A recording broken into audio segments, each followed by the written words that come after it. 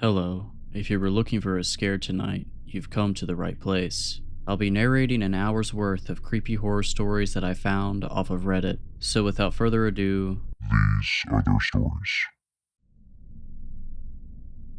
My father was a pretty easygoing person. He was always the fun dad who'd get my brother and I what we want from McDonald's or take us to the arcade downtown over the weekend. We'd play catch in the backyard and go hiking in the Green Mountains that always stood as the backdrop of my childhood. He was a very outgoing person and active in our small town community. He coached my baseball team and sometimes stood in as an assistant scoutmaster for our local troop, Troop 191. I looked up to him a lot, more than maybe most if I'm being honest with myself. Definitely more than my brother Sean. And now I look back at how my father was, especially during my most formative years, and I wonder how exactly he did it. He was the owner of a local security company. They'd set up cameras, alarms, the whole 9 yards. They also provided guards and watchman services. As far as I'm aware, these jobs were few and far between. It was fairly rare that any person or place really needed protection in Harmon. Our police force had a total of 5 members, and they were all part-timers other than the chief. What I didn't realize as a child was my father's company was farther reaching than Harmon's vague borders with the wilderness that surrounded it. They were contracted across the state, across New England sometimes. Again, most of this was alarm and camera security system work. Glorified electricians essentially, but they were good at what they did. The watchman positions only became available every once in a blue moon, and that was only because my father rarely took those jobs. He didn't even have dedicated employees for the work, simply hired freelancers looking for a quick buck, essentially watching cameras in an office for 8 hours a night. Things started to change after the recession, however. People didn't have the money to splurge on expensive security systems. My father knew we would struggle if he didn't make changes, and soon what was the outlying limb of his business became its core. People needed work, more and more properties were being neglected and abandoned, and my father saw that opportunity to capitalize on both. I remember he started coming home later than usual. Sometimes I didn't even see him until the next morning. Frankly, I was too young to really know what was going on. Sean might have been more aware, but I've never talked to him about it. As I grew up, I learned little bits and pieces of the night watchmen my father employed and the places they were hired to guard. He'd usually have some funny story to tell of the nightly reports he had come in. Sometimes there was nothing he'd tell me, however. When he got home, he'd simply drop his coat off in the mudroom and brush past my brother and I towards my mother with nothing but a shallow smile. I would watch my mother wrap her arms around him and they'd quietly walk into the next room, away from our prying ears and my prying eyes. As I grew older and all through high school, I was asked by many of my classmates if my dad could get them into one of the many properties which they surveyed. I'd always say no, of course. My father was very adamant about how dangerous those places were. He'd always say, "We aren't protecting the property from people, we are protecting people from the property." And anytime anybody I knew would try to make it past the watchman, they would end up in my father's office by the morning. Despite usually having known them since they were 5, Harmon was a small town after all. He never hesitated to let the police teach them a lesson. That included my best friend Devin, who lived 2 houses down from mine. Devin was probably one of the worst offenders if I'm being honest. I never dared join him on any of his expeditions, but once he got a car he was gone pretty much every single night. He was a smart kid, far more intelligent than the normal crowd that would break into any of the places my father's company surveyed. As a result, he got away with it. He wasn't there to trash the places though, just explore from what I was told. He'd show me pictures he took off his camera during lunch at school the next day, and to be honest, I didn't really understand the appeal. They just seemed like abandoned buildings, dirty, dusty, and probably dangerous. My father's words were still etched into my mind. Devin always defended his expeditions, however, despite the risks he took to achieve them. After high school, I honestly didn't know what to do with myself. I tried my hand at community college, but that didn't go far. Looked into the trades, but I'll be the first to admit I wasn't built for the blue-collar lifestyle. After 6 months or so in the spring of 2018, my father offered me a job. "Hey kiddo, can I come in?" he asked, knocking on my bedroom door. I swung around in my desk chair, pausing the game I was playing. "Yeah, of course," I replied with a bit of hesitation. I knew this conversation was coming. It had been months and I'd been stuck working at the local urgent care behind the front desk, a carryover from my short interest in pursuing medicine. It wasn't the most glorious work, and sometimes it certainly wasn't pretty, but I was comfortable there. He sat down on the bed across from me and folded his hands, letting out that sigh that always came before your parents said something you didn't want to hear. Adam, we need to talk about where you're going, he said plainly. What do you mean where I'm going? I mean where you're going, what you want to do with your life, college, career, anything at all. I hate seeing you just wasting your time here. He elaborated. Dad, I have a steady job. I'm just figuring out what I want to do, I said as sternly as I could muster. It was a weak attempt. You told me that back in the fall. It's May now, son. I gave you your time. Now I just can't watch you waste your time anymore, my father admitted. What are you trying to say? I asked with a bit of hesitance. I want to give you an opportunity, since clearly you aren't pursuing one yourself. He finally spit out, a job, working for me.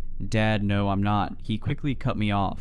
Adam, listen, it's better pay than you're getting. Hell, it's better pay than your brother is going to get once he finishes school. It can be the start of a career for you, or at the very least, you can start saving some real money for the future. And it's easy work. You'll have plenty of time to figure out what you want to do. He tried selling me, even repeating my own words. I shut my eyes for a moment and exhaled. What's the job? I asked begrudgingly, knowing this was less of a choice than he was making it out to be. Night watchman, 5 days a week, 8 hours each day. I'll even let you pick your days off. I thought you didn't want me going to those places. Aren't they dangerous after all? I questioned, trying to use his words against him. He rolled his eyes. I know what you're doing, son, and you're not a kid anymore. Plus, you'll be there legally, not trespassing like your friends. I'd be handpicking your assignments anyways. I won't have you going. If I'm going to take this job, I don't want any special treatment, Dad, I argued. You offer me this job, I will go where you'd send any other watchman. He didn't respond for a moment, clearly not having a quick counter like he did for anything else I'd said up until that point. If that's what you want. He finally stumbled out, less assertive than before. His demeanor had completely changed in those few moments. Any confidence he conveyed had eroded severely. He looked at me with eyes that told me to fight the offer that he himself had just been arguing for, and I looked back at him with a new sense of cockiness, like I'd somehow beat him at his own game. I barely even thought about what I was doing. I knew my job was dead end anyway, so I didn't see much stake in keeping it. Maybe this was a smart idea. My father had always had my best interest in mind. He wouldn't have ever offered this to me if he thought I couldn't handle it. But then again, I had thrown in a term that he did not offer. I'll do it, I agreed simply, giving him a smile. He nodded silently, slowly rising from the bed and walking towards the door. Alright, I'll let you put your 2 weeks in then,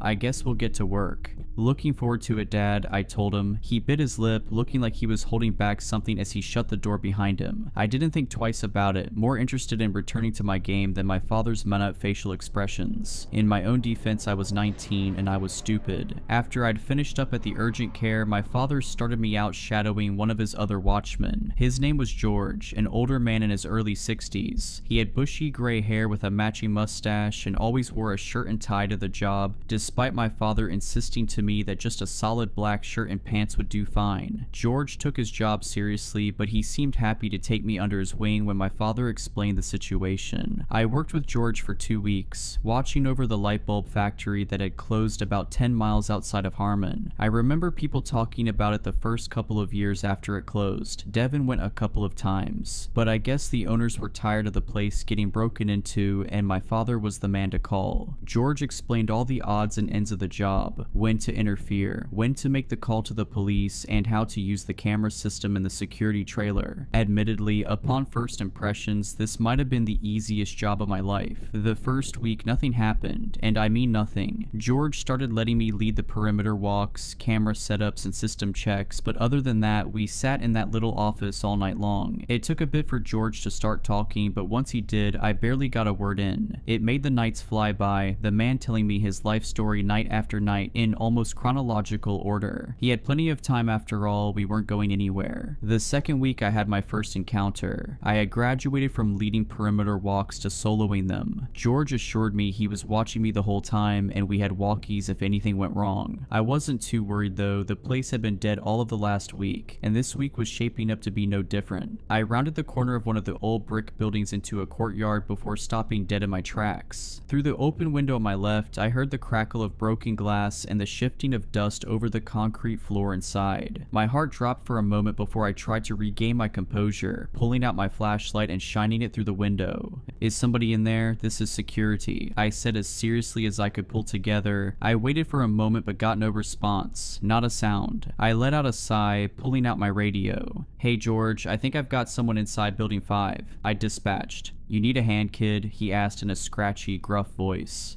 I'm gonna check it out myself. I'll let you know, alright?" I decided, starting to walk towards the ajar door to the left of the window. Also, they've got to secure these doors. "I've been saying that for months. Alright, just watch yourself in there, Adam. Remember, these places can be dangerous," he advised. "I can be there in 2 minutes if you need." "Got it, will do." I answered quickly, clipping the radio back to my pocket and pulling open the old metal door. I stepped up to the factory floor and found the space completely void of movement, void of sound, void of life. It was dark, dank, and water pooled where the ceiling leaked. Old equipment was still bolted to the floor and made the vast space feel like a maze with only my flashlight to guide me. I called out again. "This is security. If you're in here, I'm gonna find you. This is private property and you're trespassing," I said, repeating another one of George's lines he taught me. My words echoed off the distant walls of the space, making me feel even more isolated and small. Despite it being a pleasant 65 outside, inside it couldn't have been higher than 40. I shivered as I stepped further into the moonlit space, surveying every nook and cranny I could find. A shiver went up my spine as I crossed into the next room. It might as well have been a clone of the last, but it felt noticeably different, colder and heavier, even more decayed. I heard the sound of the debris swishing under my feet as I walked. Dust, chipped paint, and glass crunched as I inspected the room, the same as the one before it. As I came to a stop and looked up at one of the massive pieces of machinery, I realized something was seriously wrong. While I was standing still, the sound of my footsteps kept going without me. And this wasn't an echo. That would have only lasted for a couple of seconds at most. This was clear, it was close, but slowly it sounded as if it were moving away. I stayed completely still, my heart pounding as I listened to the sound step around the machines, onto the catwalk with its distant metal clank, and back down to the factory floor on the other side of the room. Then it came to a standstill and the room returned to silence. I finally turned my head, my flashlight shaking in my hand as I crept around the corner, and there, standing at the far doorway into a long dark hallway, was the silhouette of a man. He stood completely still, almost like a cardboard cutout. I shined my light towards him, but the beam seemed to almost dissipate before it made it across the room. Despite what George had told me time and time again about confrontations, I had to admit I was terrified. As I slowly walked closer, I had to keep reminding myself that it's just a person. "Sir, you can't be here. This is private property," I stumbled out, completely failing to deliver an intimidating tone. I got no response from the man. His silhouette stayed exactly in its pose, standing almost inhumanely straight up. Even as I approached him, my flashlight's warm glow still wouldn't reach him. I tried whacking the battery compartment to get a little more juice out of the light, but all it did was kill the light completely. I tried to stay calm as the silhouette watched me from the doorway. I frantically tried sliding out the batteries and reinserting them, my eyes dashing between my hands and the silhouette. Screwing the cover back on, I flicked on the light to find the figure was gone. "Hey, stop screwing with me. We're gonna call the cops and you're going to be charged with trespassing," I warned in a futile state of panic. I turned around in circles, shining the light on any and every surface of the room. He hadn't gone far, he couldn't have. I didn't even hear his footsteps and it had only been a moment. I finally rested my eyes back in front of me and there, just as I'd left him, was the silhouette of the man. The flashlight did nothing to give the figure any details. He remained as dark and featureless as our surroundings. "What the?" I whispered through quivering lips, dropping the light to my side. Finally, for the first time since I'd laid my eyes on him, the silhouette of the man moved. His arm stretched stiffly towards the open door, like the muscles hadn't been used in years. His hand closed slowly into a fist and he began to knock against the metal. At first they were nonsensical, slow, and the sound of the metal interrupted the immense silence that filled the space between us. I stood completely stunned, frozen, and unable to move. I thought to turn and run, but I feared what would happen if I lost eye contact with the figure. I could feel my heart pounding as the knocks started to become more consistent, but still slow and intentional. The man let the sound play out before he'd go again, and the knocks became more aggressive and loud, almost unnaturally so. The sound seemed to bounce off the walls, surrounding me in a way that I couldn't explain. Then it came to a stop as quickly as it began. The arm lifted one last time and gently tapped the door in a familiar rhythm, the shave and a haircut. I watched it lower back to to his side, just as jagged and stiff as it had raised. The figure's body then turned to face the open doorway to his right and slowly, almost robotically, walked through the door and out of my view. I quickly started to breathe freely again, my breaths long and labored. "Get your stuff together, Adam. Get this guy and call George," I whispered to myself as I hesitantly stepped forward. My slow walk quickly grew to a run as my fear mounted. The worst case scenarios and unknowns were building in my mind before I whipped around the corner the man had just stepped through. The room was small, with lines of shelves on either side and a small window towards the ceiling at the far end. Its safety glass was shattered, but the wire mesh kept it in place. The room was empty. Nothing disturbed, no footprints, no other way out than through the doorway I'd watched since he'd walked through it. Any sense of calm I had disintegrated almost immediately. My eyes danced from wall to wall, hoping somehow I'd missed the full-grown human that should have been standing right in front of me. My mouth fell agape as I stepped back slowly, almost dropping my flashlight with how much my hands were shaking. I grabbed the walkie from my pocket, admitting defeat as I was completely and unabashedly freaking out. "George, hey, it's Adam. I don't know what's going on, but this guy keeps disappearing and he was banging on the walls trying to freak me out. Can you give me a hand finding him?" I asked, my voice a stuttering mess as I tried to downplay exactly what I'd been experiencing. The line stayed static, my mentor's familiar gruff voice absent where it should have been. "Hey, you there?" I asked again after a few moments of static, and again I heard nothing. George, pick up the walkie," I ordered, feeling the panic swelling inside me, but George never answered. I looked in either direction, trying to find the nearest exit. In the darkness, I couldn't make out anything, and I tried to retrace my steps towards the door I'd entered through. My walk was slow, cautious, as I moved around the dusty assembly lines and heavy machinery. As I passed a row of dirty, fogged windows, a rush of wind whistled through the building, sending the trees outside swaying and loose debris inside flying. Tree branches smacked against the windows as I passed, making me jump back in fright. I was more on edge than I'd ever been before, and if I'd heard a pin drop, I imagine my ears would have caught it. I continued past the windows, barely making it a few feet before realizing that something wasn't right. While the wind had subsided, the branches kept hitting the windows. I swung my light around faster than I'd ever moved before, but it revealed nothing. The branches were completely still, yet the tapping continued. It was slow, purposeful, and I quickly understood its source wasn't something outside. I finally took off in a dash towards the next room, the soft taps of the window behind me turning into aggressive, loud bangs. The sounds bashed off of different materials, metal, brick, wood, anything that was available. I didn't dare look behind me as I tripped around the corner into the next room, but it followed me faster than I could run away. I could hear objects right beside me being pounded, smashed and tossed, shaking the floor beneath my feet. I saw the moonlight shining through the open doorway in front of me as I kept running as fast as I possibly could, the vigorous, angry violence behind me gaining closer and closer to my ears. I heard loud bangs against the brick wall beside me, so strong that the plaster began to crack and chip. I swung around the handrail and felt something knock my leg out from under me, twisting my ankle as I tumbled down the stairs and out onto the crumbling concrete. I didn't move for a moment, almost hoping that I could somehow play dead, but that thought didn't last long. I quickly pushed myself to my feet, feeling the throbbing pain in my ankle as I hobbled away from the doorway. I barely made it 5 feet before collapsing to the ground again, starting to cry as I rolled onto my back. I picked my head up and looked back at the factory building. Silence surrounded me as if nothing had happened. The leaves of the trees rustled quietly above, and that was all. In front of me, standing in the doorway I'd just come through, was the man, his black silhouette almost blending into the darkness behind him. I stared at him, frozen and helpless like a deer in headlights. He simply stood for what felt like hours before moving his arm to the metal door, just as he had back inside. He balled his hand and gave the door 2 solid, slow knocks. Then he turned and the black silhouette slipped back into the shadows. I walked in agonizing pain back to the security trailer, my entire leg throbbing in pain as I tried to move as quickly as I could. I kept trying to radio for George, but even outside, the walkie couldn't reach him. When the trailer came into view, something immediately seemed wrong. The lights inside were off. The flood lamp that was pointed down onto our security car had gone out as well. The place seemed lifeless and empty, just like the rest of the factory. Crap, I muttered under my breath as I hobbled up the stairs and through the door. The room was cold, dark, and almost devoid of sound. George's usual early morning radio show had been replaced with white static, and in the office chair, hand grasping his chest, was George. He was heaving heavily, his eyes terrified as they rolled over to meet my own. I nearly nearly fell again as I hurried to his side.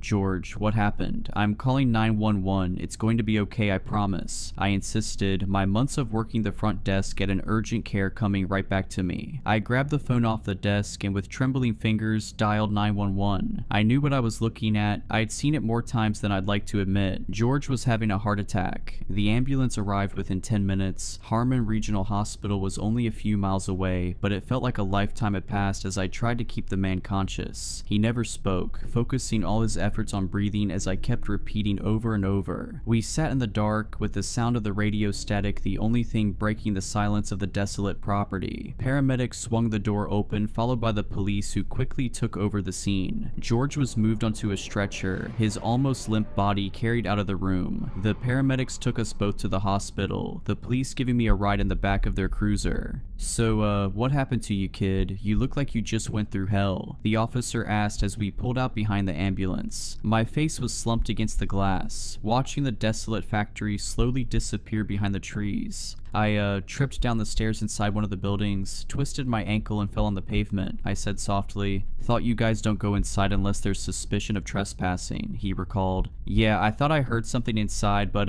didn't find anyone. Probably was just an animal," I tried to say, the words barely able to trickle out of my mouth. "Right, guess you guys get a lot of that. Just so you know, if you think someone could be in there, we can investigate. I can have officers inside and—" "No," I insisted, a renewed energy in my voice. I couldn't imagine having any other soul enter that place, and I certainly wouldn't have it happen because of me. It was an animal. You don't need to have anyone go in there. Trust me." Alright, if you say so, kid, if you say so. I told my father the same thing when he and my mother made it to the hospital. My mom was just relieved I was alright. I looked worse than I really was, despite the cuts, bruises, and boot I got put on my foot for the next 2 weeks. My father looked at me differently, however. He was all smiles, glad I was safe, and said he was sorry I had to go through the whole ordeal. But there was something else in his eyes I couldn't quite place. Mannerisms that didn't quite match. I didn't really understand it, and at the moment I didn't really care to, but I do now. I was back on the job after the boot came off. My dad got one of his other guys to cover the factory with George out of commission. He lived through the heart attack, but never went back to work at that factory. He never told a soul what happened in the time he was alone either, and I did the same. Not until right now. I worked for my father's company for a year and a half, and there are many things that I never understood about what would happen on that job. Long after the knocker, as I started to call him, but whatever happened always stayed there. And I didn't. Now I'm happy to say I don't have to work the nights. I don't even work in security. I live with my girlfriend Emma 2 states away, and I've been happy. Money is good, relationship is good, life is good. My time working as a watchman doesn't even cross my mind. It's always been covered up by something better. But last night I woke up in the middle of the night. Emma was still asleep, her dirty blonde hair having fallen over her face as she slept facing me. I couldn't help but smile. She always looked funny when she slept. I stretched a little under the covers as I adjusted and got ready to shut my eyes again. I let out a long breath before settling in again, rolling over and shutting my eyes. But just as quickly as they shut, they were quickly wide open again. I heard a knock on the glass, and then another, and then more. They were delicate but purposeful, almost rhythmic. It lasted almost 10 minutes and ended in the same way, a shave and a haircut. I've spent the entire day today trying to figure out what caused it. Wasted my entire Sunday. I tore the house apart and checked every inch of the exterior, every bush, every tree, anything that could reproduce the knock, but it was a dead end at every turn. In the back of my mind, I knew I was simply delaying the answer I already knew was right. Emma thinks I'm going crazy trying to find the source of a knock that wasn't even loud enough to wake her up, but she doesn't understand and I don't intend to explain it to her. Not yet anyway. I'm afraid to go to sleep tonight. I don't know what will happen. Maybe nothing, maybe the same thing, maybe something worse. The unknown worries me because the knocker isn't the worst thing I encountered on that job. And as much as he terrifies me, there are much bigger fish in the sea. It all started last week on a quiet evening when I was scrolling through my phone. My storage was full, so I began the tedious task of deleting old photos. But then something caught my eye. A photo album titled Sleep Well, one I didn't remember creating, appeared on the screen. The creation date was from the night before, just hours earlier. A cold shiver ran down my spine as I opened it. Inside was a picture of me taken while I slept, vulnerable, unaware. The angle of the shot was disturbingly specific, as if the photographer had been hiding just out of view. Their presence felt only in the eerie stillness of the moment. The most disturbing detail: the picture was taken from inside my closet. I live alone. My heart dropped. I could feel the color draining from my face as a heavy pressure squeezed my chest. I was being watched. My eyes instantly darted toward the closet. As I trembled in fear, I wondered, was someone inside it? I don't know. I was too scared to look. In a panic, I immediately grabbed my car keys from beside the bed, rushed to the front door, and drove straight to the police. I arrived at the police station, feeling a strange sense of relief just for making it there. I told them everything that happened and showed the picture. The officers listened, then agreed to send someone to search my house. They searched every inch: closets, drawers, windows, nothing. No signs of break-ins, no clues that anyone had been there. The police told me to change my locks, install security cameras, and keep in touch in case something else happened, but it didn't feel like enough. I was terrified. The idea of someone watching me, of someone being inside my closet, haunted me. That night, I opened the closet fully, convinced that if I could see inside, I could rid myself of the fear. But something felt off. I could still feel the presence, like someone was right there, just beyond my sight. The weight of paranoia suffocated me. Unable to sleep, I went to the kitchen to make something to eat. I called my friend Melissa and told her what happened. With my voice shaking, I made myself some popcorn and went back upstairs to my room. Still talking to her, trying to sound calm, I noticed something wrong. I stopped mid-sentence. My breath hitched. The closet door that I had left wide open was now closed, but not fully. There was a slight gap, a narrow sliver, just enough for me to know that someone or something was inside. I couldn't see who or what, but I could feel it. The pressure of being watched. My eyes locked on the gap, heart hammering in my chest. Then I saw it. A single wide eye staring back at me from the darkness. My voice trembled as I spoke.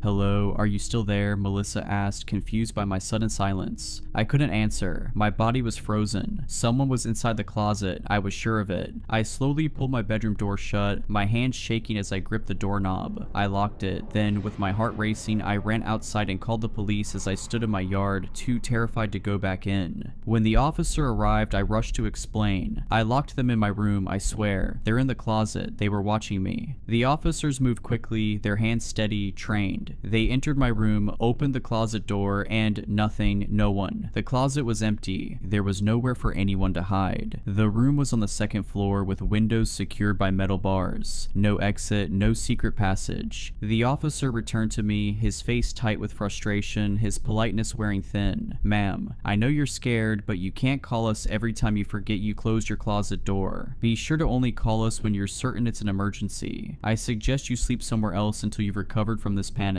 "What, are you sure you searched everything?" "They must have escaped," I said, my voice trembling with remorse and disbelief. I felt the walls closing in. How could they have missed something? How could they not see it? "As I said, the house is empty," the officer replied, his tone cold and dismissive. I felt my frustration growing. This wasn't right. There was someone there. I couldn't shake the feeling, the cold certainty gnawing at me. No, you have to believe me. There was someone in there. I locked the door, I swear. There's no way they could have gone anywhere. My house is locked down. Please search again," I insisted, my voice rising in desperation. The officer gave me a long look, clearly fed up. "Ma'am, we've been over this. The house is empty. Nothing's here. I suggest you take a step back and calm down. We can't keep coming back every time you think someone's in your closet." His words hit me like a slap, each one a cold dismissal of everything I had experienced. I stared at him, fighting to hold back tears. But I saw them. I saw their eye. "Get some rest," he cut me off, turning on his heel. "We're done here." Reluctantly, I followed the officer's advice and went to sleep at Melissa's house. She's my best friend, and being with her felt like the only place I could be safe, at least for that night. Melissa tried to lighten the mood, but I could hear the nervousness in her voice. "Are you sure this picture isn't just some joke from someone messing with your head?" I forced a weak laugh, but it was hollow. "Number, I'm sure about what I saw. There's someone watching me." I didn't want to talk much. My mind was racing, but the words wouldn't come. I hadn't been able to explain it properly to the police, and now I couldn't explain it to her. The fear was too real. Melissa's husband was out of town, so I ended up sleeping next to her. I was too scared to sleep alone. That night, I finally felt a little safer, a little less alone. The next morning, things felt better. Being with my closest friend gave me a sense of comfort. I ate breakfast, tried to distract myself, but there was one thing I couldn't shake. The picture. I had to know. I had to see it again. Melissa asked, "Can you show me the picture picture again. I didn't want to look at it, but I opened my gallery anyway. I could feel my heart thudding in my chest. I stared at the album for a moment before clicking on it. My stomach dropped. There was another picture in the album, a new one. I zoomed in. I couldn't believe it. It was a picture of me, but this time I wasn't alone. Melissa was lying beside me, just like the night before, but the perspective was wrong. It was too close. Whoever took the picture was right next to us, and in their hand they were holding something, a rag doll. The doll looked just like me, the same dark hair, the same clothes, the exact same features. Even the expression on its face mirrored mine. The doll was lying in the same position I was, as if it had been placed there beside me, sleeping. In the background I saw the shadow of who took the picture. My heart stopped. My hand shook as I dropped the phone. The safety I had felt with Melissa was gone. All that comfort I had wrapped myself in vanished, replaced with a cold, suffocating fear. I wasn't safe. I wasn't safe anywhere. Melissa tried to calm me down, but it wasn't working. My panic was too overwhelming, and she could see that I was shaking, unable to catch my breath. Desperate to understand what was happening, she quickly reached down and grabbed my phone from the floor. Her fingers trembled as she opened the photo album, her eyes scanning the picture I had just shown her. Okay, this doesn't make any sense, she muttered, her voice tight with confusion. She looked at me, then back at the photo. Her brow furrowed as she tried to make sense of it, but there was a flicker of doubt in her eyes. Are you sure this isn't just some sick prank? Something someone's been sending you? Maybe an ex or someone you know? I shook my head, my voice barely a whisper. No, Melissa, I swear, it's not a prank, this is real. Someone's in my life, and they're watching me. Her expression faltered for a moment, and I saw her hesitate, her eyes darting nervously around the room as if she could feel the weight of something watching her too. Slowly, she handed the phone back to me, but this time I noticed her hand was shaking. Do you think they could be here too, in my house? She asked quietly, her voice laced with a hint of fear. I swallowed hard, my own breath catching in my throat. I don't know, but I don't feel safe anymore. I don't think I'm safe anywhere. Melissa's eyes widened slightly, and she stood up from the bed looking around the room. Her voice dropped to a whisper. I don't know, I heard some noises last night, but I thought it was just the house settling. I didn't want to say anything because I didn't want to worry you. The fear in her eyes mirrored my own. For the first time I realized I wasn't the only one feeling watched. I think we need to check the house just in case, she said, her voice trembling as she grabbed her phone, preparing to call someone for help. Her eyes were wide, her body tense, as she waited for my response. Melissa looked at me, her face pale with concern. We need to go to the police, she said, her voice firm despite the obvious fear in her eyes. You can't keep dealing with this alone. If someone's really doing this to you, they need to know. I shook my head, a knot of anxiety forming in my chest. The police won't believe me, Melissa. I've already been there. They searched my house and found nothing. They said I'm just imagining things. They don't take me seriously. Melissa's face softened, but her voice remained steady as she reached for my hand. Number. This time it's different. We have proof, remember? She looked at the photo on my phone, her eyes scanning it once more before locking with mine. They can't just ignore that. I hesitated. The memory of the police officer dismissing me echoed in my mind, but Melissa was right. We had proof and I couldn't just let this go. All right, I said, voice barely above a whisper. But if they don't believe me again, we'll make them believe you, she said, determination in her tone. We'll show them the photo, everything. We have to do something. I arrived at the police station feeling a mix of dread and urgency. As soon as I walked in, I saw the same officer from the night before. When he saw me, his face immediately twisted into a scowl. He was not happy to see me again. He didn't even bother to greet me. You again, he muttered under his breath, rolling his eyes. Officer, we need your help, I started, holding my phone up with the picture. Please, I'm telling you, someone's been taking pictures of me while I sleep. He glanced at the photo, his patience already running thin. You're still going on about this? He rubbed his forehead, clearly annoyed. I already told you, there's no sign of a break-in, no evidence of anyone being inside your house. What do you want me to do? Investigate every closet in the city? I could feel the knot of fear tightening in my chest as I desperately tried to explain. But you don't understand, this picture, it's not just a prank. Someone's still watching me. Melissa, who had been silent until now, spoke up. We don't have any more evidence, but we've checked everything. The house is empty, but she's still seeing things. This picture... The officer cut her off with a harsh wave of his hand. Enough with the photo. photo, he snapped, clearly not believing either of us. I've already done my part. If you two are gonna waste my time, I suggest you find another way to deal with this. He took a deep breath, then sighed in frustration, clearly not wanting to deal with this anymore. Alright, he said, I'll go to your place and search your house again, but don't expect me to find anything. The officer came with us, walking into Melissa's house like it was just another job. He searched every room with annoyance, even though we had already checked everything ourselves. We stood in the living room, the tension growing as we waited for him to come out. When he finally emerged from the last room, his face was contorted with anger. There's nothing here, he said sharply. No sign of a break-in. No one's been here, so stop wasting my time. I couldn't hold it in anymore. But the closet, someone was in there. They're still watching me. Please, you have to understand, I'm not making this up. He shot me an angry look, his voice turning cold. I've been through your house and I haven't found a damn thing. You really think I've got time for some prank, some sick joke? You two think this is funny? Melissa and I exchanged a look, both of us trying to process the officer's words. My heart sank as I realized the officer was done taking us seriously. This is ridiculous, he said, his voice laced with frustration. I'm not going to keep playing along with this. No more emergency calls. You two should find a way to get some rest instead of dragging me into your delusions. He turned and walked toward the door, leaving us standing in the middle of the room, shocked and speechless. The door slammed behind him with a finality that made my whole body tense up. Melissa just stood there, her face pale, her eyes wide with disbelief. Silence. Complete silence filled the room as Melissa and I stood there in disbelief. I need to go home. It's watching me, not you. Me being here is just putting you in danger, I said with my eyes welling up with tears.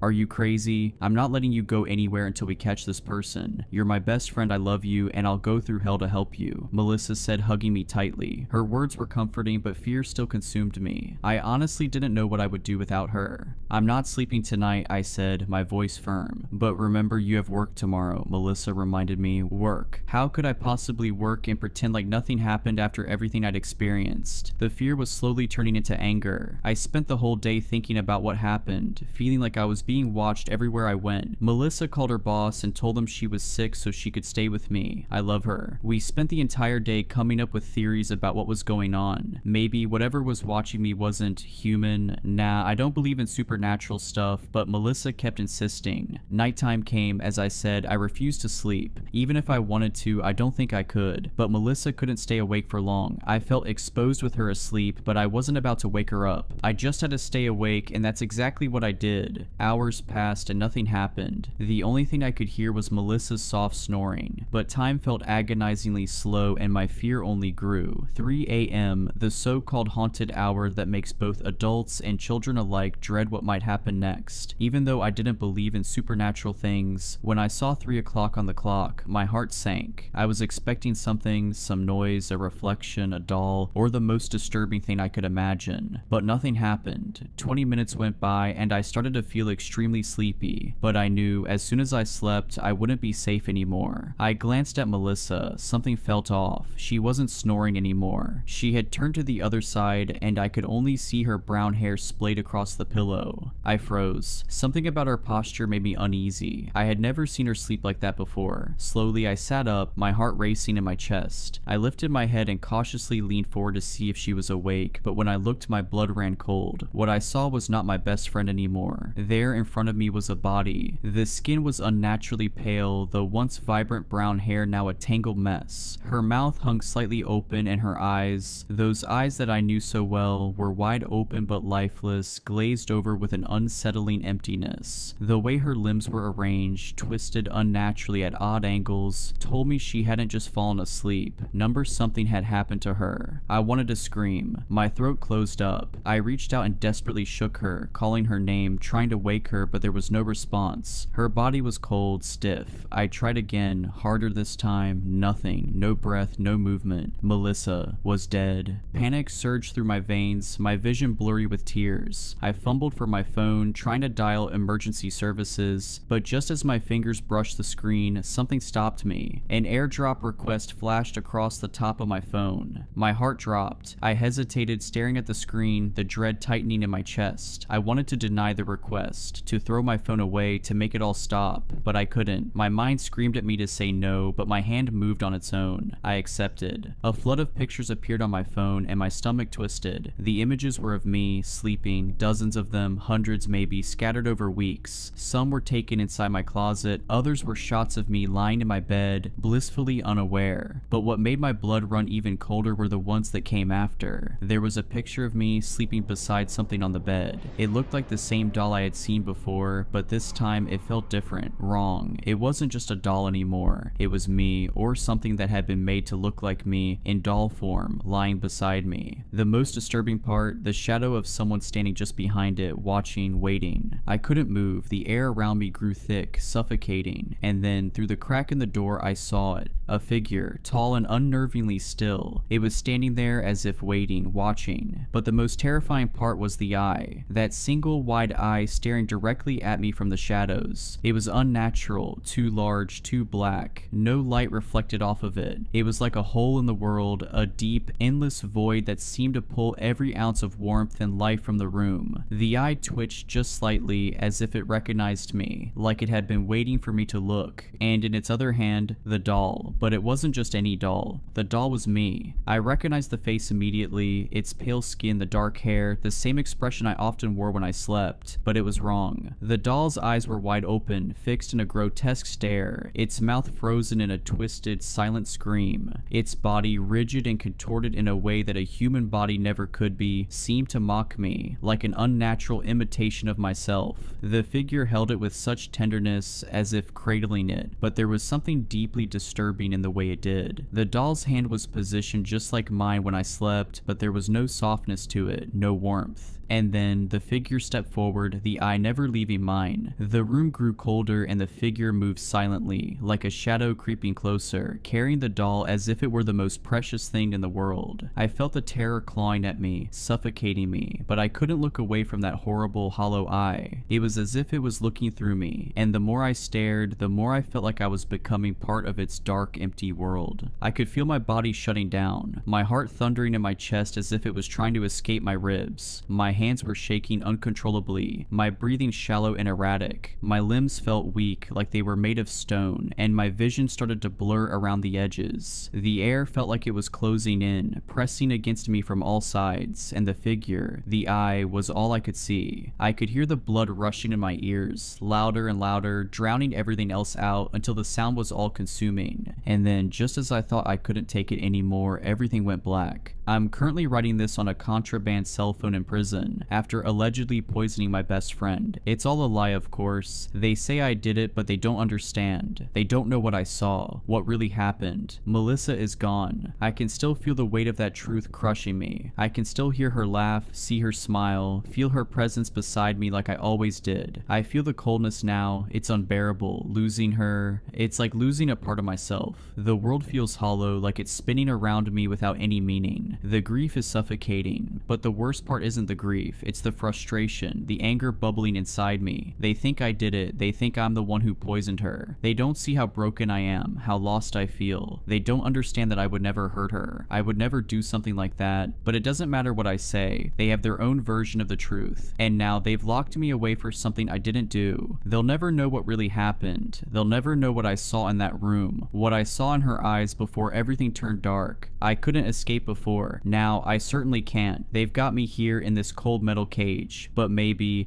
I can. There's still one thing I can do. I'm the only one who could put an end to this, to everything. The figure is still watching me, I can feel it. That same eye, always lurking, always waiting. It's still out there haunting me. I thought maybe, just maybe, being locked up would give me a break from the constant fear, but no, it follows me. It's always watching. I don't know how long I can keep going, how long I can pretend that I'm okay. I can't take it anymore. The nightmares, the paranoia, the guilt, they all blur together. I miss Melissa. I miss her so much. I love you, Melissa. I always will. I can't wait to join you.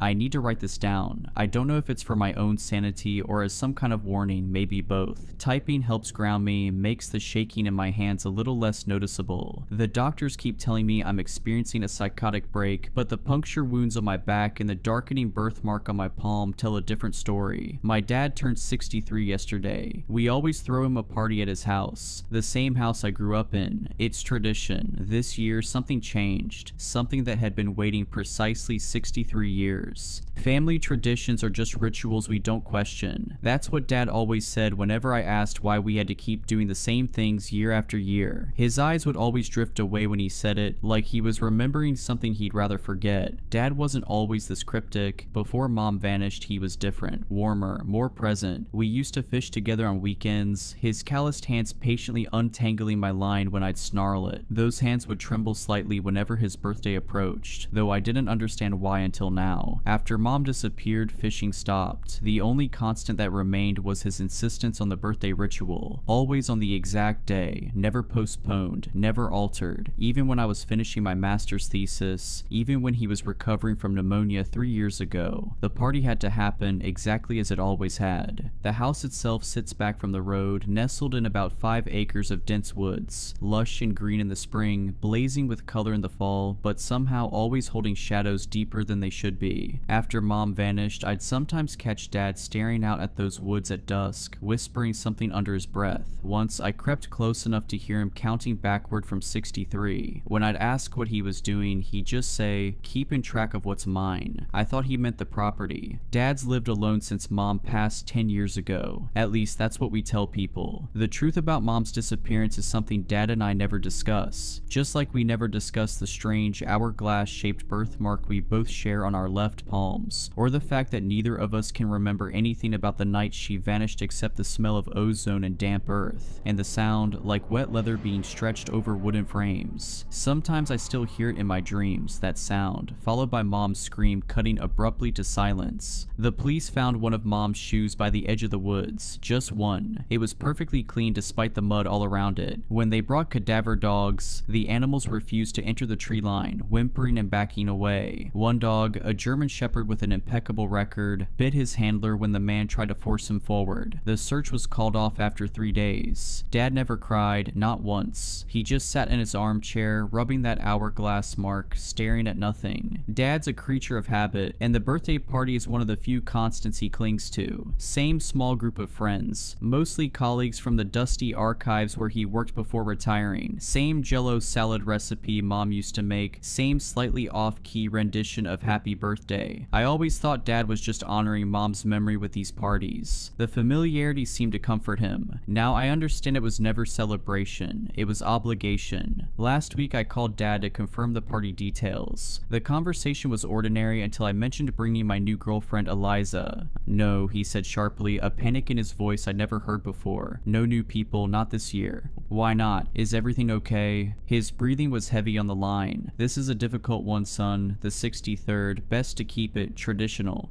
What's special about 63? I asked. The silence stretched so long I thought we'd been disconnected. Then, so quietly I almost missed it, he said, "That's how many they need." When I pressed him, he changed the subject, voice resuming its normal cadence as if the moment of strangeness had never happened. "I didn't invite Eliza. I got there around 6 p.m. on the day of the party. The gravel crunched under my tires like usual, but something felt different. The trees seemed to bend inward, watching, listening. Strings of faded party lights were draped across the porch railings, buzzing with an unnatural persistence, like insects speaking in code. When I killed the engine, the silence that rushed in felt hungry. Before going inside, I noticed something odd. The wind chimes Mom had hung years ago were perfectly still, despite the breeze I could feel on my skin. I touched one. It was ice cold and made no sound, as if it were frozen in time or existing in some different medium than the air around it. Inside, the usual suspects were already mingling. Mr. Henderson, Dad's old boss, looking even more like a bewildered owl than usual. Mrs. Gable from next door, clutching her ubiquitous Tupperware container. A few others whose names always escape me, but whose faces are etched into the memory of dozens of these parties. As I shook hands with each guest, I realized something that sent ice through my veins. Each year they look exactly the same, not not just similar, but identical. I realized with a chill that Mrs. Gable's dress was the exact same one she'd worn to every birthday since I was 15. The small coffee stain on the left sleeve hadn't changed, hadn't faded. It was precisely the same stain. The amber necklace she wore caught the light in the same way, reflecting the same pattern on her collarbone. For a decade, she hadn't aged a day. Dad seemed fine at first, maybe a little tired, but he greeted me with his usual warm hug, smelling faintly of pipe tobacco and old paper. He was wearing the slightly too loud Hawaiian shirt I got him last year. Everything felt normal. The low murmur of conversation, the clinking of ice in glasses, the smell of roast beef warming in the oven. But beneath it all was something wrong, a discord like music played at the wrong speed. When Dad hugged me, his arms held on a beat too long, his fingers pressing into the spot where my spine meets my neck, as if counting the vertebrae. I pulled away, and for a second, just a flash, his eyes seemed completely black before returning to their familiar hazel. The first crack in the facade was small. I was getting a drink in the kitchen when Mr. Henderson came up beside me. He didn't say hello, just leaned slightly towards the refrigerator, his eyes fixed on the magnets holding up my childhood drawings. I noticed with unease that one drawing, a crayon scribble I'd made at age 6, depicted tall, thin figures standing in a circle around a smaller figure. I didn't remember drawing it. The crayon marks seemed to shimmer slightly, as if freshly applied. "The cycle nears completion," he whispered, his voice dry like rustling leaves. "Your father has served well, but the vessel weakens." I forced a laugh, my throat suddenly tight. "What cycle's that, Mr. Henderson? Getting Dad another year older?" He didn't smile. He just slowly turned his head, his owlish eyes seeming too large behind his thick glasses, pupils contracting to pinpricks despite the dim light. "The lineage must continue. The hunger must be fed." A memory surfaced. I was 7, hiding in the hallway past my bedtime, watching Dad and Mr. Henderson bent over old maps spread across the dining table. "The confluence occurs every 63 years, Henderson had said. "That's when the door thins. That's when payment is easiest." Dad had nodded gravely, his finger tracing something on the map I couldn't see. In the memory, Henderson had turned suddenly, looking directly at my hiding place, though I was certain I'd been silent. "The boy already shows the mark," he'd said, "stronger than yours was at his age." Dad had glanced up, his face drawn with a sorrow I couldn't comprehend then. "He won't bear it," Dad had answered firmly. "I'll find another way." Now Henderson straightened up, grabbed a napkin, and walked back into the living room as if nothing had happened, but not before I caught the faintest flicker of something insectile moving beneath the skin of his neck. I reached for my phone to call someone, who I wasn't sure, when I noticed the childhood drawings on the fridge were different. Where had been stick figures and houses, now showed dark, spindly shapes with too many limbs. One showed a crude black candle with a purple flame. Another showed an hourglass with what looked like a tiny figure trapped in each bulb, their mouths open in silent screams. I glanced at my palm, where the hourglass mark seemed darker than usual. I've had it since birth. Dad told me once it meant I was a keeper of time. Mom didn't have one. I remember asking her why when I was small, and she'd looked at Dad with such sadness before answering, "Because I'm not part of the line, sweetheart. I'm just a visitor." Then she'd hugged me so tightly it hurt, whispering into my hair, "But I'd rewrite time itself to keep you safe." Mrs. Gable, setting down her jello salad, lime green as always, caught my eye and gave me this wide, unblinking stare. Her smile didn't reach her eyes. It felt stretched, painted on. She held my gaze for an uncomfortably long moment before turning away with a jerky movement that reminded me of stop-motion animation. The jello didn't wobble as she set it down. It remained perfectly still, as if frozen solid, or as if the laws of physics simply didn't apply to it. As more guests arrived, the same faces Dad had known for decades, the atmosphere grew heavier, charged with something I couldn't name. They greeted Dad with a strange formality, their handshakes lingering, their fingers tracing the hourglass mark on his palm. Their eyes scanned him up and down with an unnerving intensity, like butchers assessing a prime cut. They barely spoke to each other, arranging themselves around the living room in a loose semicircle facing the armchair where Dad usually sat to open presents. They just stood there, waiting. "Dad," I whispered, catching him alone by the hallway. "Something's wrong. These people..." "Not people," he corrected quietly, his eyes darting around the room. For a moment he looked terrified. "Never were. I'm sorry, son. I tried to keep you away from all this. Your mother and I both did. She thought if she..." He stopped abruptly as Mrs. Gable approached. "It's time for cake, Arthur," she trilled, her voice hitting notes that made my teeth ache. Dad nodded, defeated. "Yes, time for cake."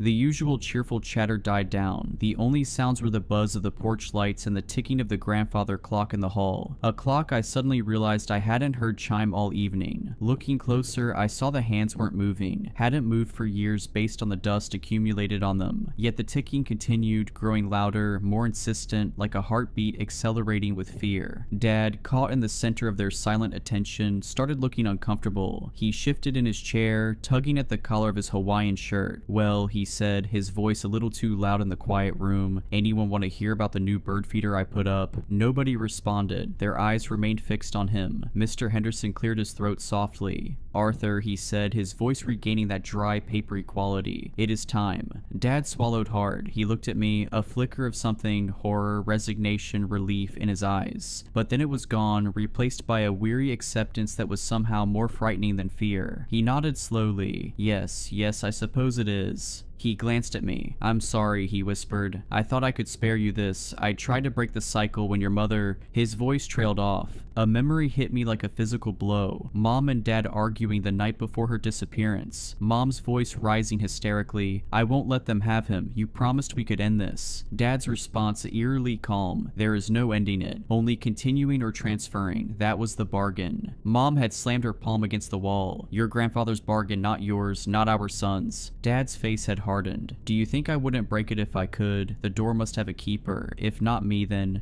let it be me," Mom had said, her voice suddenly quiet, resolved. "I've found another way." This wasn't part of the birthday tradition, or maybe it was the only true tradition, hidden beneath the veneer of normal celebration all these years. Mrs. Gable stepped forward, carrying not her jello salad, but a small, ornate wooden box I'd never seen before. No, that wasn't true. I had seen it once in the attic when I was 7. Dad had caught me looking at it and forbidden me from ever going into the attic again. The box was carved with symbols that hurt my eyes to look at directly, patterns that seemed to shift and change when viewed peripherally. She placed it on the coffee table in front of Dad. The other guests leaned in slightly, a collective intake of breath that sounded like wind through dry reeds. "What's going on, Dad?" I asked, my voice trembling slightly. "What is this?" He wouldn't look at me. Just part of getting older, son. Some things you have to accept." He rubbed his hourglass birthmark absently. "Some bargains can't be broken." I felt a sudden stabbing pain in my own palm, looked down to see my birthmark darkening, the edges growing more defined, throbbing in time with my racing heart. Black veins began spiderwebbing outward from it, disappearing beneath my sleeve. The pain was sharp, electric, climbing up my arm like invasive vines. Mr. Henderson gestured towards the box. "Open it, Arthur. Fulfill the pact. Begin the transition. 63 years is complete. The door awaits its keeper." Pact, transition. My heart started hammering against my ribs. This felt wrong. Deeply, fundamentally wrong. These weren't Dad's friends. They looked like them, sounded mostly like them, but they were hollow, copies. Or maybe they had always been something else, wearing human appearances like ill-fitting suits. Dad's hands trembled as he reached for the box. The lid wasn't hinged. It lifted straight off. Inside, nestled on dark velvet, wasn't a gift. It was a single, large black candle. Its wax strangely iridescent,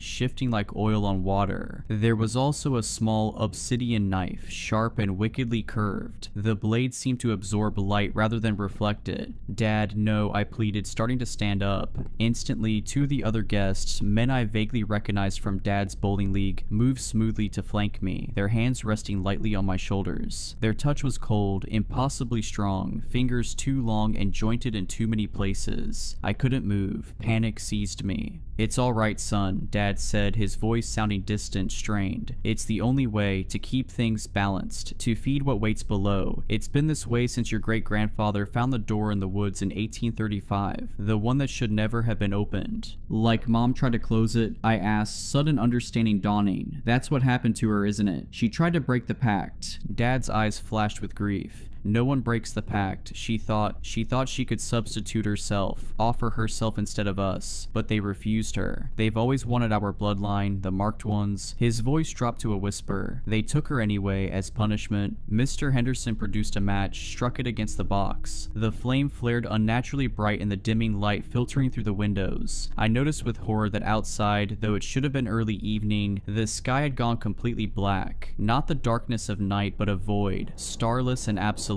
The match's flame cast no shadows despite its brightness. He lit the black candle. It didn't smell like wax, it smelled like ozone, like damp earth, like something metallic and old. The flame wasn't yellow or orange, it burned with a deep violet light that cast long dancing shadows that moved against the direction of the flame's flicker. The shadows formed shapes on the wall, elongated figures with too many limbs, contorting in what might have been dance or agony. And I remembered something else. Being 5 years old, waking from a nightmare where tall creatures with too many joints danced around my bed. Dad had come in, seen my terror, and shown me his palm. "We see them because of this," he'd said, pointing to his hourglass mark. "We're the only ones who can. That's our burden, our gift." "The offering," Mrs. Gable prompted, her stretched smile wider now, splitting her face unnaturally. As she spoke, I glimpsed something behind her teeth, a darkness, a void similar to the one that had replaced the sky. Dad picked up the obsidian knife. His knuckles were white. He looked down at his own hand, resting on the arm of the chair, at the hourglass birthmark that now pulsed an angry red. He took a deep breath, closed his eyes, and made a swift, shallow cut across his palm, directly through the mark. I tried to cry out, but the hand on my shoulder tightened, squeezing the air from my lungs. My own birthmark burned in sympathy, the pain spreading up my arm as if my veins were filling with acid. Dad didn't flinch, didn't make a sound. He held his bleeding hand over the candle's violet flame. As the first drop of blood hit the flame, it didn't sizzle. It flared, sending purple sparks into the air that hung suspended, forming momentary constellations of unknown meaning. And the guessed, they changed. It wasn't instantaneous, more like a slow motion distortion. Their faces seemed to lengthen, their eyes sinking into shadow, their mouths stretching into impossible, hungry grins filled with too many teeth. The familiar forms flickered, revealing something gaunt, elongated, and wrong underneath. The air grew cold, carrying the scent of decay and something else. Something like stagnant pond water and electricity and time itself gone stale. They weren't human. They had never been human. They began to hum, a low guttural sound that vibrated in my bones. It wasn't music. It was resonance, ancient and terrifying. It was the sound I'd heard in nightmares all my life. The sound I think Mom must have heard the night she disappeared. The sound of something vast and patient, stirring beneath reality. As the humming intensified, I noticed something horrifying. The walls of the living room were becoming transparent, revealing not the expected wooden framework, but a vast, impossible space beyond. A landscape of twisted, impossible geometry, where massive, shadowy forms moved with deliberate purpose around what looked like an enormous door, its surface carved with the same symbols as the wooden box. Through the transparent floor, I could see it wasn't dirt or foundation beneath us, but a chasm that stretched downward forever, pulsing with violet light. And Dad was changing too. The weariness fell away from him. His eyes, fixed on the violet flame, began to glow with the same unnatural light. His skin seemed to tighten over his bones, taking on a grayish, translucent quality. The lines on his face deepened, looking less like wrinkles and more like carved glyphs, forming patterns similar to those on the box. His joints began to shift, bones lengthening and realigning with sickening wet cracks. He wasn't my dad anymore, he was becoming one of them, the vessel being prepared. The blood dripped steadily into the flame, each drop met with a flare and an intensification of the humming. The figures around him swayed, their shadowy forms seeming to draw sustenance from the ritual, from my father's offering, from his transformation. I finally understood. This wasn't a birthday party, it was maintenance, a feeding, a renewal of whatever pact Dad had made or inherited or been forced into generations ago. These weren't his friends celebrating his life, they were something else, ensuring their connection, their hold, ensuring the cycle continued. The blood, that's why it had to be exactly 63 years, one drop for each year, sustaining whatever lay beyond that door until the keeper could be properly prepared. And as my birthmark burned hotter, I realized with sickening clarity that I was next. The lineage continues. The hunger must be fed. Something inside me rebelled. This wouldn't be my fate. I wouldn't become whatever Dad was becoming. Wouldn't feed whatever ancient thing lurked beneath our family legacy. I thought of Mom, who had tried to save us, who had given herself to protect me from this moment. Terror gave me a surge of adrenaline. I twisted violently, shoving backward against the unyielding grips. One hand slipped just enough. I scrambled, falling over a footstool, kicking out blindly. I connected connected with something hard, a knee, and heard a sharp crack followed by a hiss that didn't sound remotely human. The humming stopped. Every elongated head snapped towards me, their glowing eyes filled with cold, ancient malice. The illusion was gone completely now. They were monsters wearing the borrowed skins of my father's acquaintances, skin that now hung loose in places, revealing glimpses of something chitinous and segmented underneath. And the thing in the armchair, the thing that was no longer my father, slowly turned its head. Its eyes burned violet.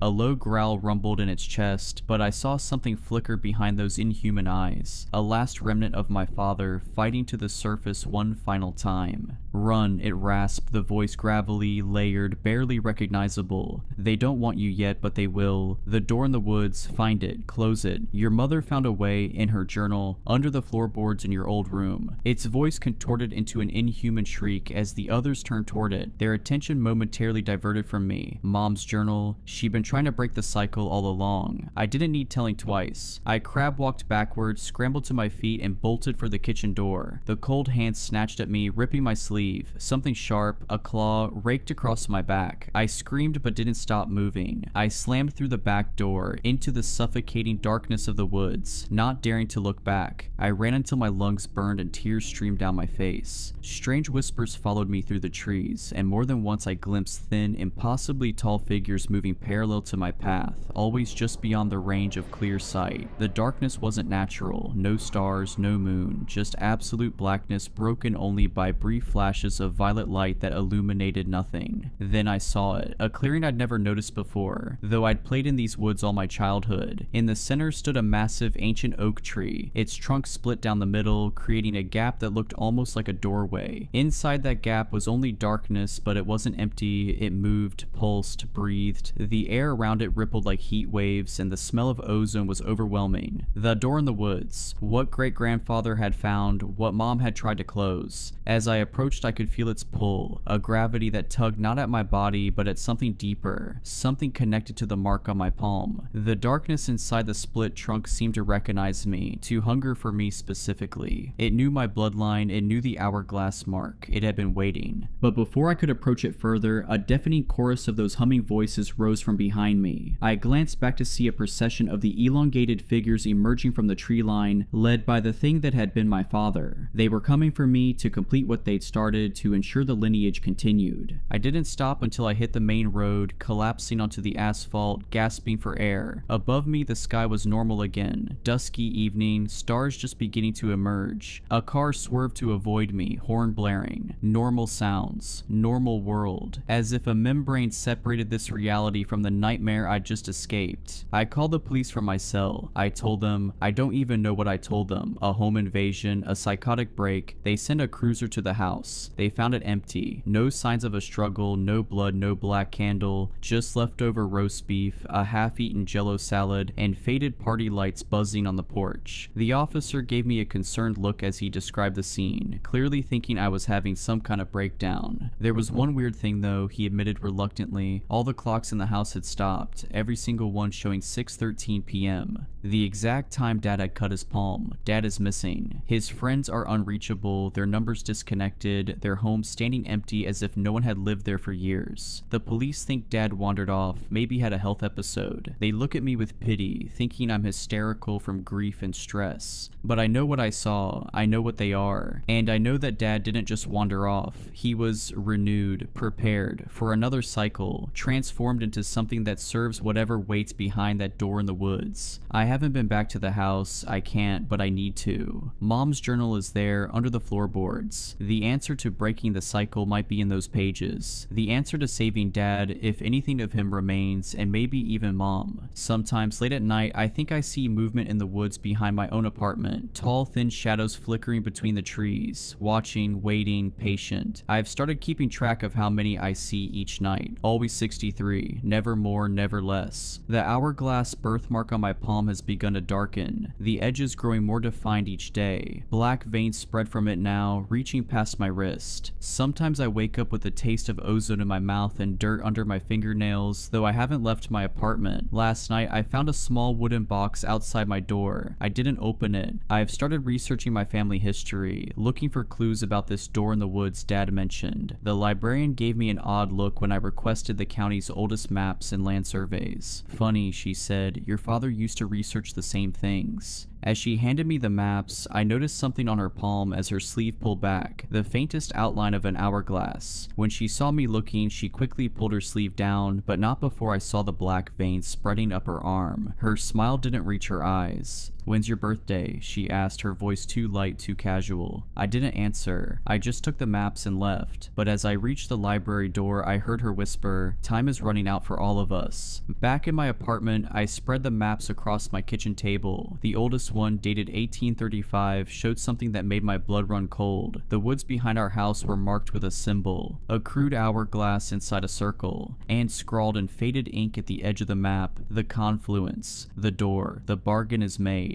The same year my great-grandfather supposedly found the door. I don't know what the pact was. I don't know what happens when the cycle is complete. All I know is that my dad's birthday party didn't go as planned. Or maybe it went exactly as they planned all along. Whatever my father became, whatever door he opened or failed to close, I'm afraid the cycle isn't finished. I'm afraid it's just beginning again. With me. Update. I found something in my mailbox this morning. A single black candle and a note in handwriting that isn't quite my father's. "The door waits for you. The lineage continues. Happy birthday, son." My birthday isn't for another 6 months, but now I understand. It's not about my calendar birthday, it's about when I was marked, when the hourglass appeared on my palm, 63 days from now. Update 2. I went back to the house last night. I found Mom's journal exactly where Dad said it would be. Most pages are filled with research, historical accounts of disappearances in these woods, astronomical calculations, and diagrams of the door. But the last entry stopped mid-sentence. The cycle can be broken if the keeper offers not blood but the rest of the page was torn away, but tucked into the binding of the journal was a photograph I'd never seen before. Mom standing in front of the split oak tree, her hand pressed against the darkness within it. Her eyes were closed in concentration, her lips forming words I couldn't read, and on her palm, visible and clear, an hourglass mark that hadn't been there before. She found a way to take the mark, to become a keeper without being born to it. She tried to break the cycle by transferring it to herself. And now I hear something scratching at my apartment door. The hourglass on my palm is burning. They found me, but they've made one mistake. They left the candle, and I think I know what Mom was trying to write. The cycle can be broken if the keeper offers not blood but fire. Somehow I found a spot in the tunnel with enough service to, hopefully, get this post out. I'm holding on to the singular bar for dear life. My situation is growing dire. I'm running out of gas, which also means I won't be able to charge my phone. The only food I have is a bag of Sour Patch Kids, a box of Cheez-Its, 2 Red Bulls, and about a half gallon of water. Let me explain what's going on. I'm a traveler, always have been. I'm used to cross-country road trips. I'm located in the United States, driving for hours through the night without stopping, except to use the restroom or grab a quick meal. I'm currently making the trek from Los Angeles to Chicago. I've done this trip before, but I took Route 66 that time for the hell of it. This time, I opted to take the interstates, a shorter ride and a way I haven't taken before. This way cuts through the middle of the country, passing through Colorado and Nebraska and Iowa. The drive was going normal, lots of nothingness. I'm used to going hours without seeing any other cars or people when I'm driving out here. By the time I'm writing this, I've been driving for close to 3 days. Last night I slept in a Walmart parking lot somewhere in Colorado, I think Frisco. I drove for over 14 hours straight yesterday, only stopping a couple of times at gas stations to grab snacks, take a piss, and refuel. I grabbed dinner at a Taco Bell at like midnight before I crashed. I'm recounting every detail because I'm hoping that maybe this whole thing could be explained away by a lack of sleep and nutrition. I know I should be eating and sleeping more, but I just don't think about it when I'm on the road. I don't think about anything. That's why I love these trips so much. Anyways, I woke up this morning at the crack of dawn, like 6 a.m. in Colorado, which is 5 a.m. my time, and continued on my way. I wanted to make good time, not for any reason. It's not like I had plans. I just wanted to see how quickly I could drive so far. I grabbed breakfast at a local cafe, a bagel and a coffee, filled up on gas, grabbed some Red Bulls, some beef jerky, and a gallon of water. Then I headed out. I don't think I stopped driving until like 6 hours in, when I realized I was gonna piss myself from all the energy drinks I chugged. I tend to space out until it's nearly too late. I stopped at the first gas station I saw, 2 measly gas pumps and a rundown old wooden shack for a convenience store. I was somewhere coming up on Kearney, Nebraska, and I had endured another time change, so it was now around 2 p.m. I walked inside and the bell on the door jingled. The man at the cash register jumped, startled by the first sign of life other than his own cigarette-soaked breaths. I asked him if they had a restroom and he grinned. "There's a bucket out back, princess," he said, stifling a chuckle. I stared at him blankly, waiting for a punchline. He sighed and handed me a tarnished key attached to a piece of wood, which had been roughly etched with pisser. He pointed to a door at the far end of the shack. I did my business, though the toilet looked like it hadn't been cleaned since before I was born, and returned the key to the man at the register, who I now noticed had a name tag that read Gus. I turned to leave, but before I could, Gus cleared his throat and asked me, "Where you headed?" I told him Chicago, and he said, "What for?" I told him I didn't really know, just to go, I guess. His eyes lingered on me a moment, almost an uncomfortable amount of time. Then he quickly glanced about the shack before he said, "Well, if you can spare a couple hours, I know of a nice scenic route through the peaks a bit further north." He went on to tell me that this route was only really known to locals, winding through Nebraskan peaks with plenty of lookouts over whatever the hell is in Nebraska, historically home to booze-filled high school parties, romantic illegal camping rendezvous, and of course its fair share of local folklore legends, like the classic teen lovers murdered during a makeout sesh and the killer was never caught type stuff. It's not like his story really piqued my interest, it's the same stuff you hear about every random scenic route and lookout in every random small town, but that's exactly why I chose to embark upon Gus's route. I'm always so curious to explore the places that locals know and adore in all of the random small towns I wind up in along my travels. It makes me realize how connected we really are. No matter where we are in the world, we live out these parallel lives, experiencing emotions and struggles that so many other people also experience in their own ways. I love finding these spots. I love feeling connected with something, anything. He gave me crude directions, but it seems simple enough. Continue up Interstate 80 for an hour or two longer until I see a turnoff, a dirt road to my left. Can't miss it. That'll take me where I need to go, according to Gus. I figured that if I didn't see the turnoff, I'd just take the loss. After our conversation, I decided to purchase some snacks, Sour Patch Kids, Cheez-Its, and 2 more Red Bulls, and a pack of menthol cigarettes. I filled up on gas again before leaving. I wasn't sure when the next gas station would be, especially if I found Gus's route, and I continued on my way. I lit a cigarette as I began this next leg of my journey. My mother would kill me for smoking in my car. She'd kill me for a lot of the stuff I do when I take these trips. One thing I started to learn is that Nebraska is full of corn and wheat. In all directions, all I could see were miles and miles of farmland, stalks waving in the wind like a sorry excuse for an ocean. Interstate 80 was surrounded, crops creeping onto the shoulders of the road, refusing to adhere to man-made perimeters. The stalks grew high above my SUV, making it so I could see nothing beyond the confines of my weedy, corny prison. I had been driving for about 2 hours since the gas station when I saw it, a break in the crops to my left. Gus was right, I couldn't miss it. The dirt road stood out like a beacon, a sudden relief from my engulfment. I didn't feel any hesitation to take the path. In fact, I was excited that I had actually stumbled across it. As I made the turn, I could almost feel the stories, the experiences of the people who had made this turn before me. Every local has their spots. In every big city, every small town, every single person has a place that is special to them. A coffee shop, a hiking trail, a park, somewhere they have left pieces of themselves. I want to leave pieces of myself everywhere. The dirt road cut through the fields heading north. Far ahead of me, I could see a small range of peaks and hills. Nothing compared to California's mountain ranges, but at least it wasn't flat like everywhere else is out here. After driving through more and more miles of farmland, eventually I started to ascend. The road curved to my right at the base of the closest peak, turned from dirt into old battered pavement, and I began a twisty, turny ride up and up. As I got higher up the peak, I could see what Gus was talking about. The views were incredible. Plots of farmland, a quilt that covered the earth in greens and tans and yellows. I lit another cigarette and slowly continued my drive. I stopped at a couple of lookouts, just random turnoffs on the side of the road, taking in my surroundings. You can find beauty in anything if you try, even Nebraskan wheat fields. I felt like a local. The road was nothing special, similar to most mountain roads I've taken before. Nothing stood out really, besides some empty bottles and beer cans in the brush. I didn't see a single other person for the entirety of my drive, which I enjoyed. It was just me in the woods and the road. Then I entered the tunnel. I didn't think anything of it. Plenty of mountain roads cut through portions of the mountain itself, causing you to drive through a manufactured hole in the rock. I used to play a game as a kid where I'd hold my breath until we made it through to the other side. I'm glad I didn't try to hold my breath this time. I immediately noticed the tunnel was long. I couldn't see any light coming from the other end. The dirty orange bulbs hanging from the ceiling every 10 feet or so didn't make much of a difference in the pitch black. I drove for about 30 minutes, thinking to myself that this may be the longest tunnel I've ever driven through. Then the lights started diminishing. They began popping up every 30 feet, then every 50 feet, then every 100 feet, then there were none. I drove through the darkness for another 45 minutes, my headlights leading the way. I'd been in the tunnel for over an hour now. It was close to 8 p.m. and I didn't see any signs of the exit. I decided to turn around. I didn't like being swallowed by darkness. The rock walls were closing in on me, reigniting my claustrophobic fears that consumed me as a child. I drove for an hour or so back the direction I came. The lights should have started coming back by now, but they didn't. No orange bulbs. I drove for another hour and another, almost 3 hours driving back the way I came, and I never made it back to the tunnel's entrance. I was never greeted by the warm glow of the dim bulbs. Maybe the lights had gone out, but even then I should have been out of the tunnel hours ago by now. I started getting worried. I was confused. I had turned around, hadn't I? I remembered taking that 3-point U-turn in the narrow tunnel. I had been worried my SUV wouldn't even be able to make the turn and was relieved when it had. I grabbed my phone, but of course, no service. And who would I even call? My angry mother, who would just chew me out for listening to a strange man at a gas station in the first place. I have no friends back home. I'm more inclined to spend my time alone. No relationships besides an ex who wants me dead. I've only had myself for as long as I can remember. I left on this trip without telling anyone I was leaving, let alone where I'd be. Would anyone even notice I was lost? My mind was racing, looking for a solution as I kept driving. Luckily, my car's good on gas. I was still at half a tank. I just kept going. What else was I supposed to do? After another 2 hours, I was desperate. My gas wouldn't last forever. It was dwindling fast. And when my car gave out, I wouldn't be able to charge my phone either. My only distraction from the void enveloping me was my downloaded Spotify playlists. I needed that to survive. I needed that so I didn't go crazy in here. Out of nowhere, while I was fiddling with my music, I saw a beacon of hope. One single bar. It popped up for a split second. I slammed on my brakes and reversed until I got to the sweet spot. At this point, I didn't care if my mother screamed at me so loud it damaged my phone's speaker. I needed to tell someone what was happening to me. I hovered over her contact for a few seconds before I sighed and clicked call. It didn't even ring, just a horrific beeping that signified no service. I rested my forehead on the steering wheel, tears starting to well. I wasn't gonna get stuck out here. I couldn't. My brain wouldn't even consider that an option. I grabbed my phone and got out of the car. An eerie whistling from the wind blowing through the tunnel filled my ears. I climbed on top of my car. Maybe if I stood up here, I could get a call out. It didn't work. The same disheartening beeping rang out over and over, and I groaned. I could feel the anxiety building, my heart pounding against my chest. Then I heard something. It was faint at first, like someone trying to stifle a cough. I thought I imagined it. I stood there listening. Then it happened again, louder. It sounded like a playful shout, like maybe a teenager exploring the tunnel, hooting and hollering with their friends. This is what my mind latched onto. Another sign of life meant I could get out of here. I shouted back, "Hey!" It echoed, bouncing off the cold rock walls, repeating over and over. Then it was uncannily quiet. The wind's whistling stopped and everything went still. All I could hear were my own panicked breaths. Then footsteps. Hundreds of them, running, thumping footsteps, coming from both directions. It shook the ground and made my car wobble. Pebbles tumbled off the walls. I have never felt so weak, so exposed. I almost broke a bone jumping off of the roof of my car and stumbling into my driver's seat at what felt like the speed of light. I slammed the car door and locked it. I laid my seat all the way back and pressed myself against it, wanting so badly to dissolve, to disappear. My car stopped swaying. The quiet returned. I laid there for what must have been an hour, maybe more. Tears caked my face and I couldn't stop shaking. I tried every breathing exercise exercise my therapist had taught me. Nothing could calm me. What was that? I haven't moved. I'm still laying in my driver's seat typing this. It's almost 4 a.m. I have been in this tunnel for almost 10 hours. I thought that maybe if I sat down and wrote out everything that's happened so far, it would help me understand. I still don't understand, but it is helping me to settle down. It's grounding me in my reality. Can someone please figure out where I am? Can someone tell me what's happening? How does a tunnel suddenly extend by miles? Did Gus know about this? Is that why he sent me here? I'm paranoid. What do I do from here? I don't want to get out of my car again. What if they find me? Why did they stop running to me? Did I imagine it in my hungry, exhausted state? I don't think continuing to drive is a good option, but it's really the only option. Eventually my gas is going to run out. Eventually my phone is going to die for good. Eventually I will starve or die of dehydration. I'm conserving the little food and drink I have as much as I can. I'm freaking out. I'm so thankful I bought these cigarettes. I fell asleep at like 8 this morning, kept awake all night by gripping fear. I woke up at 4 p.m. with a start, unsure if my terror was from something real or something I dreamed. Honestly, I usually awaken with a start. I have had chronic nightmares for as long as I can remember. I don't think my trepidation was caused by an outside force. Still in the tunnel, feeling the same as I did yesterday. I don't think I was laced. Another response I kept seeing on my first post was that turning around was a mistake. If we take what Gus said literally, as many of you are, I have to continue through the tunnel to take me where I need to go. Maybe that's why the tunnel extended, keeping me inside until I turn back around. It wants to trick me. It's swallowing me like a pill. So when I woke up today, I turned back around, facing back through the tunnel, hopefully the correct way. My car was slowly running out of gas, less than 1/4 tank. I found a portable charger in my car, thank God, that I charged up as I drove. I need as much time with you all as I can get. I need to feel like I'm still connected to civilization. Every 10 to 15 miles down the tunnel, I would reach another service sweet spot, a split second of a bar before it disappeared once again. It's throwing me a bone. I watched as my gas sensor conspicuously made its way to E. I kept driving past empty for about 30 minutes until my car sputtered and came to a stop in the darkness. I had been driving for about 3 hours. My car stopped near where I had turned around yesterday, I think. I sat there, unsure of what to do next, even though in my heart and in my mind I knew. Something I was dreading. I had to start walking. This must be what it wants. For me to be exposed, no longer protected by the steel frame of my SUV, no longer able to hide or speed away at a sign of danger. I was avoiding giving the tunnel what it wanted. I was terrified that as soon as I stepped out of my vehicle, I would be swarmed by whatever was running at me yesterday. But I had no other choice. I packed a bag with the necessary supplies. All of my food and drink, my portable charger, a blanket, some warm clothes, and a journal and pen in case my phone dies before I get out of here. I still want to be able to document my journey. I also grabbed my emergency flashlight and some extra batteries. I even found an old flare in my car's tool bag, which I took with me, and of course my cigarettes and a lighter. I sat there with my packed bag for a while, building up the courage to open my car door. I took a deep breath, counted down from 10, and on 1, I swung open my door and stepped out onto the road. The wind's eerie whistling surrounded me once again. I pointed my flashlight all around me. It was cold, dark, and damp. Liquid pooled at the base of the rock walls. There was nothing to do but start walking, so I did. Leaving my precious vehicle behind was heartbreaking. That SUV is the one constant I have in my life right now. I walked and walked. I knew that the last time I got a bar was about 2 miles before my car stopped. That meant in 8 miles or so, I would hit another sweet spot, and that's where I would rest. It would probably take me about 3 hours of walking. My flashlight did hardly anything in the pitch black. I could see only about 10 feet in front of me and only a small circle of light. The air felt heavy. It was getting hard to breathe.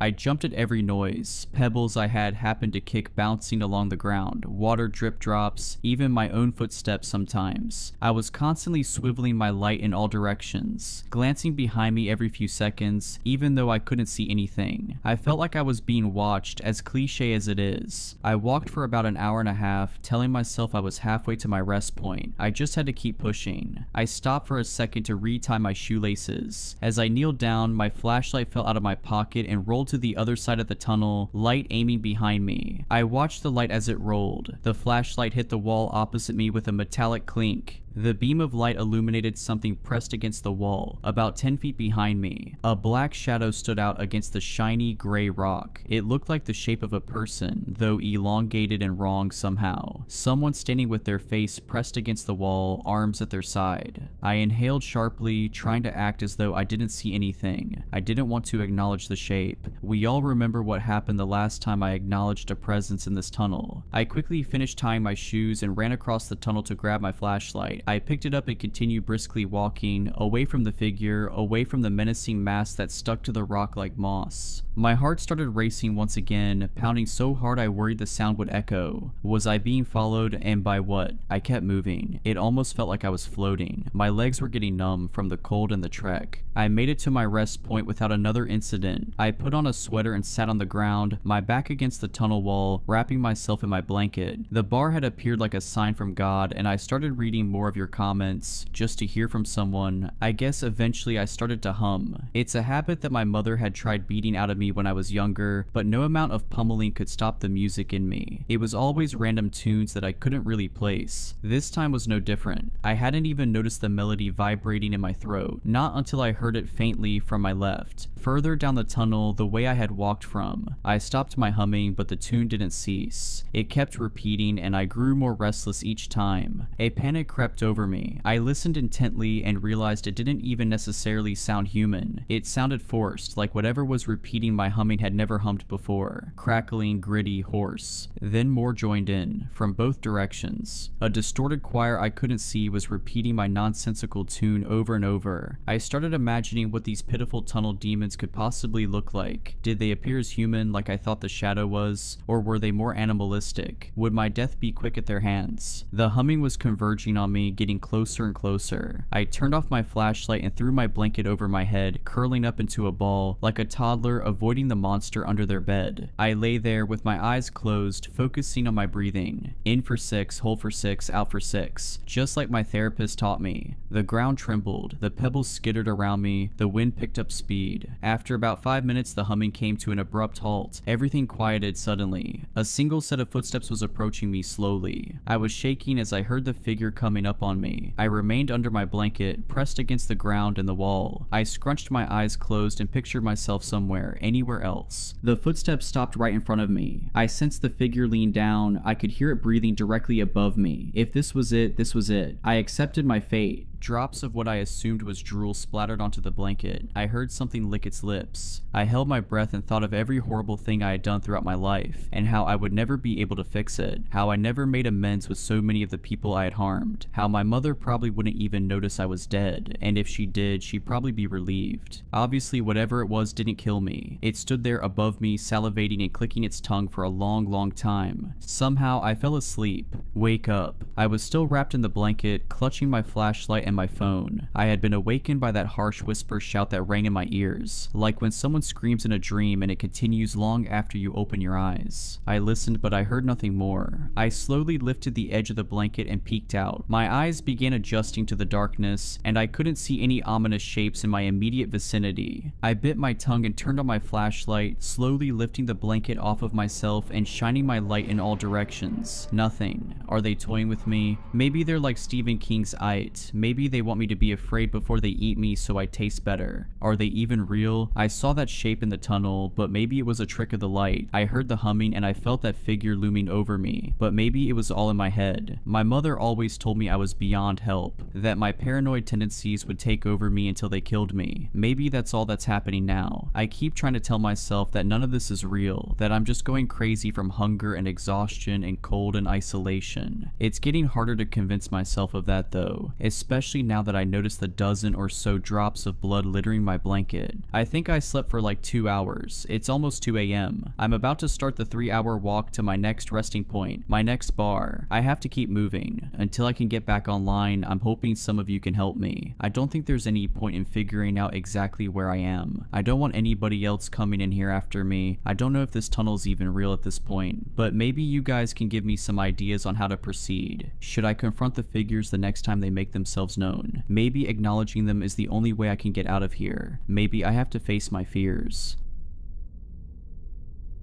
There is a certain shop called Fleur in New York City where magical objects can be purchased, rented, stored, or utilized, but only if you have extraordinary means and the right connections. It isn't the sort of place you can simply walk into. Customers can only gain entrance through referral, and all visits are by appointment only. I'm what you might call nouveau riche. No Vanderbilts or Astors populate my family tree, but I've done well for myself, and in the end, money is money. I manage a few important funds, and many of my clients have powerful ties that go back to the days of New Amsterdam. It was one such client that made an introduction for me at Fleur. There was no email or even a phone call, simply a red envelope that arrived with a white card inside listing my name, an address in Manhattan, and an 8 p.m. appointment. The calligraphy was elegant and precise. It was August, hot, and the sun was just setting behind the tall buildings to the west. I arrived promptly, as I always do, to find a 3-story building built of brown bricks. 2 Grecian columns bordered a white door a few steps above street level, but the place was otherwise unpretentious, ordinary even. I knocked once and heard footsteps shuffling slowly toward the door, which soon opened to reveal a woman in her 50s dressed plainly in jeans and a loose-fitting white shirt.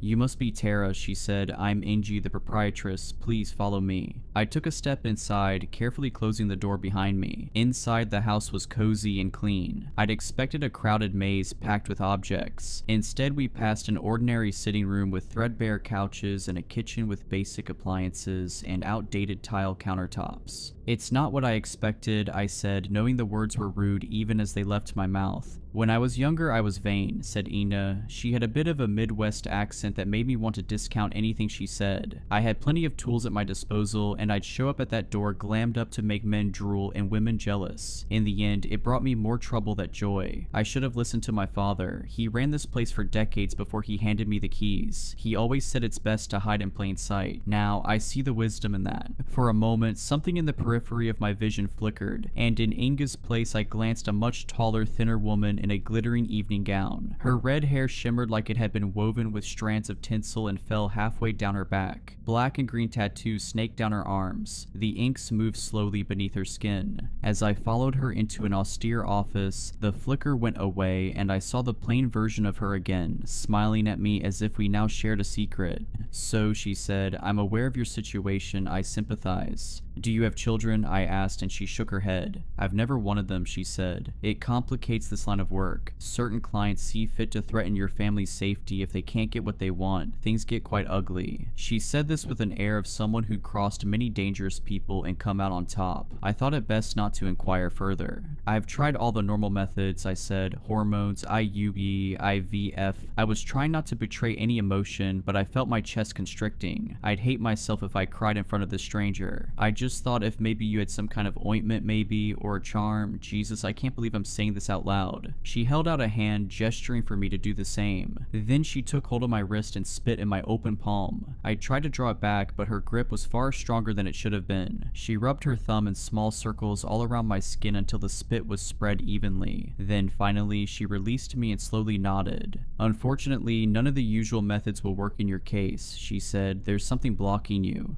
Blocking me? I tried not to sound too unduly skeptical. Like a diaphragm, I wanted to add, but I bit my tongue. "Yes, something powerful that even I can't quite see." Now I rolled my eyes. Of course. My lie meter was going into hyperdrive. I could almost sense that sales pitch coming. Of course I had a 1 in a million problem that would require a very expensive solution, right? "Sounds like you can't help me then," I said, standing. "No," she said, "you can help yourself, but only if you want it badly enough." I hesitated for a moment. I could always try the IVF again. A new method was being pioneered down at the Mayo Clinic. Something to do with treating the ovaries with stem cells maybe, but I could only imagine it ending in utter expensive failure. And then there was the other issue. Marlon, my boyfriend of 8 years, had thrown his hands up at the whole thing, frustrated at my tenacity, which he called obsession. A few days earlier, after our latest fight, he'd stormed out of the apartment without a word and hadn't responded to any of my texts since. "I can help you," she added. I sat down. "I want it more than you could possibly realize," I said. Many people who show up here believe that, she said. Some are correct, most aren't. She opened a door and rang a small bell. A few moments later, a thin red-headed man walked in carrying a roll of fabric over his shoulder. You don't need a salve to shock your womb into obedience, she said. You need a wish. Like from a genie, I said, almost laughing. You got Robin Williams' ghost in here? She smiled thinly as if humoring a child. There are such things as beings who can grant boons to humans, she said, but they don't live in lamps or rings, and they are closer to gods than to that blue monstrosity in Aladdin. She nodded to her companion who knelt and rolled out the fabric. It was a rug, I realized, or what may have passed for one long ago. The gray fabric was beaten and frayed, and black blocky images of antelopes had faded into almost nothing.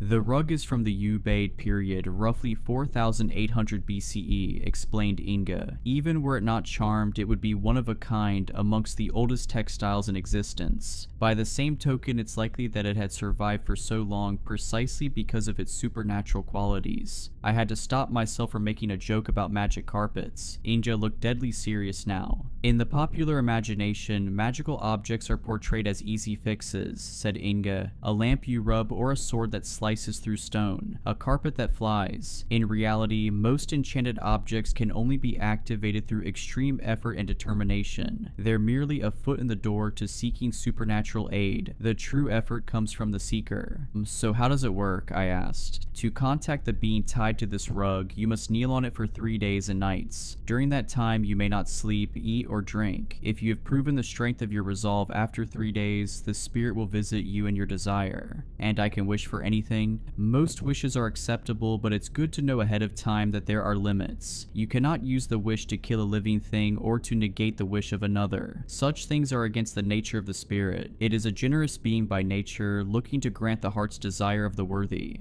My wish is worthy, I said. She nodded. You will need time to prepare, she said. I have a room here that I'll set up for your trial. As I said, you will need to be here for 3 days. Come well nourished and hydrated just after a full night's sleep. Wear loose, comfortable clothes. She paused. Some clients choose to bring an adult diaper. You've got to be kidding me. I couldn't help but mutter, but she did not smile. The cost is $5 million per day, she said, non-refundable. I raised my eyebrows. I was told money wouldn't be an issue, she said. It's not, I said, regaining my composure. I would have to sell some of my crypto holdings, the easiest asset to liquidate on short notice. I started to assess the tax implications in my head. Good, she said, then we'll set a date. I was able to clear a few days in October for the trial. I told my coworkers I was headed to St. Bart's to do a little beach time. Though I hadn't taken a vacation in years, no one questioned it. If anything, they were glad, telling me it seemed like I could use it. I'd developed a reputation as highly intense, a ball buster. I think everyone was happy to get a break from me for a few days. I did finally hear from Marlon. He called to let me know he was coming for his things and that he hoped I wouldn't be there when he arrived. It hurt to lose him, but I told myself I was better off moving forward alone. Perhaps I just didn't want to endure the embarrassment of explaining my visit to Fleur and the trial awaiting me. If anything, Marlon was even more of a skeptic than I was, but he wasn't the kind of person who really truly wanted anything. He'd gone along with the baby plan partly because of me and partly because it was the thing people did. But I know he never really fantasized about holding a newborn in his arms, taking joy in her little coos and laughs. He was simply along for the ride until things got too hard, and then he wasn't. It was all for the best. If the wish worked as promised, I wouldn't need Marlon or any man. The baby would be all mine. In the days leading up to the trial, I did everything I could to prepare. I caught up on sleep, ate at a small caloric surplus, and did a daily yoga routine to loosen my joints. Embarrassingly, I also prayed to a small statue of Mary my mother had given me as a girl. It was one of the few objects I'd kept from childhood, and I certainly wasn't Catholic anymore, but it felt like it wouldn't hurt. Finally, the day came. I arrived at Fleur and ascended the steps. The door opened before I could even knock, and Inga gestured for me to enter. She was dressed in a sort of white linen uniform with a tan apron. She might have looked at home in a day spa. Indeed, she handed me a glass of ice water with a cucumber floating inside. It's important to hydrate and best to empty your bladder before you go in, she said. Then looking me in the eye, she added, Is your resolve as strong now as when we last met?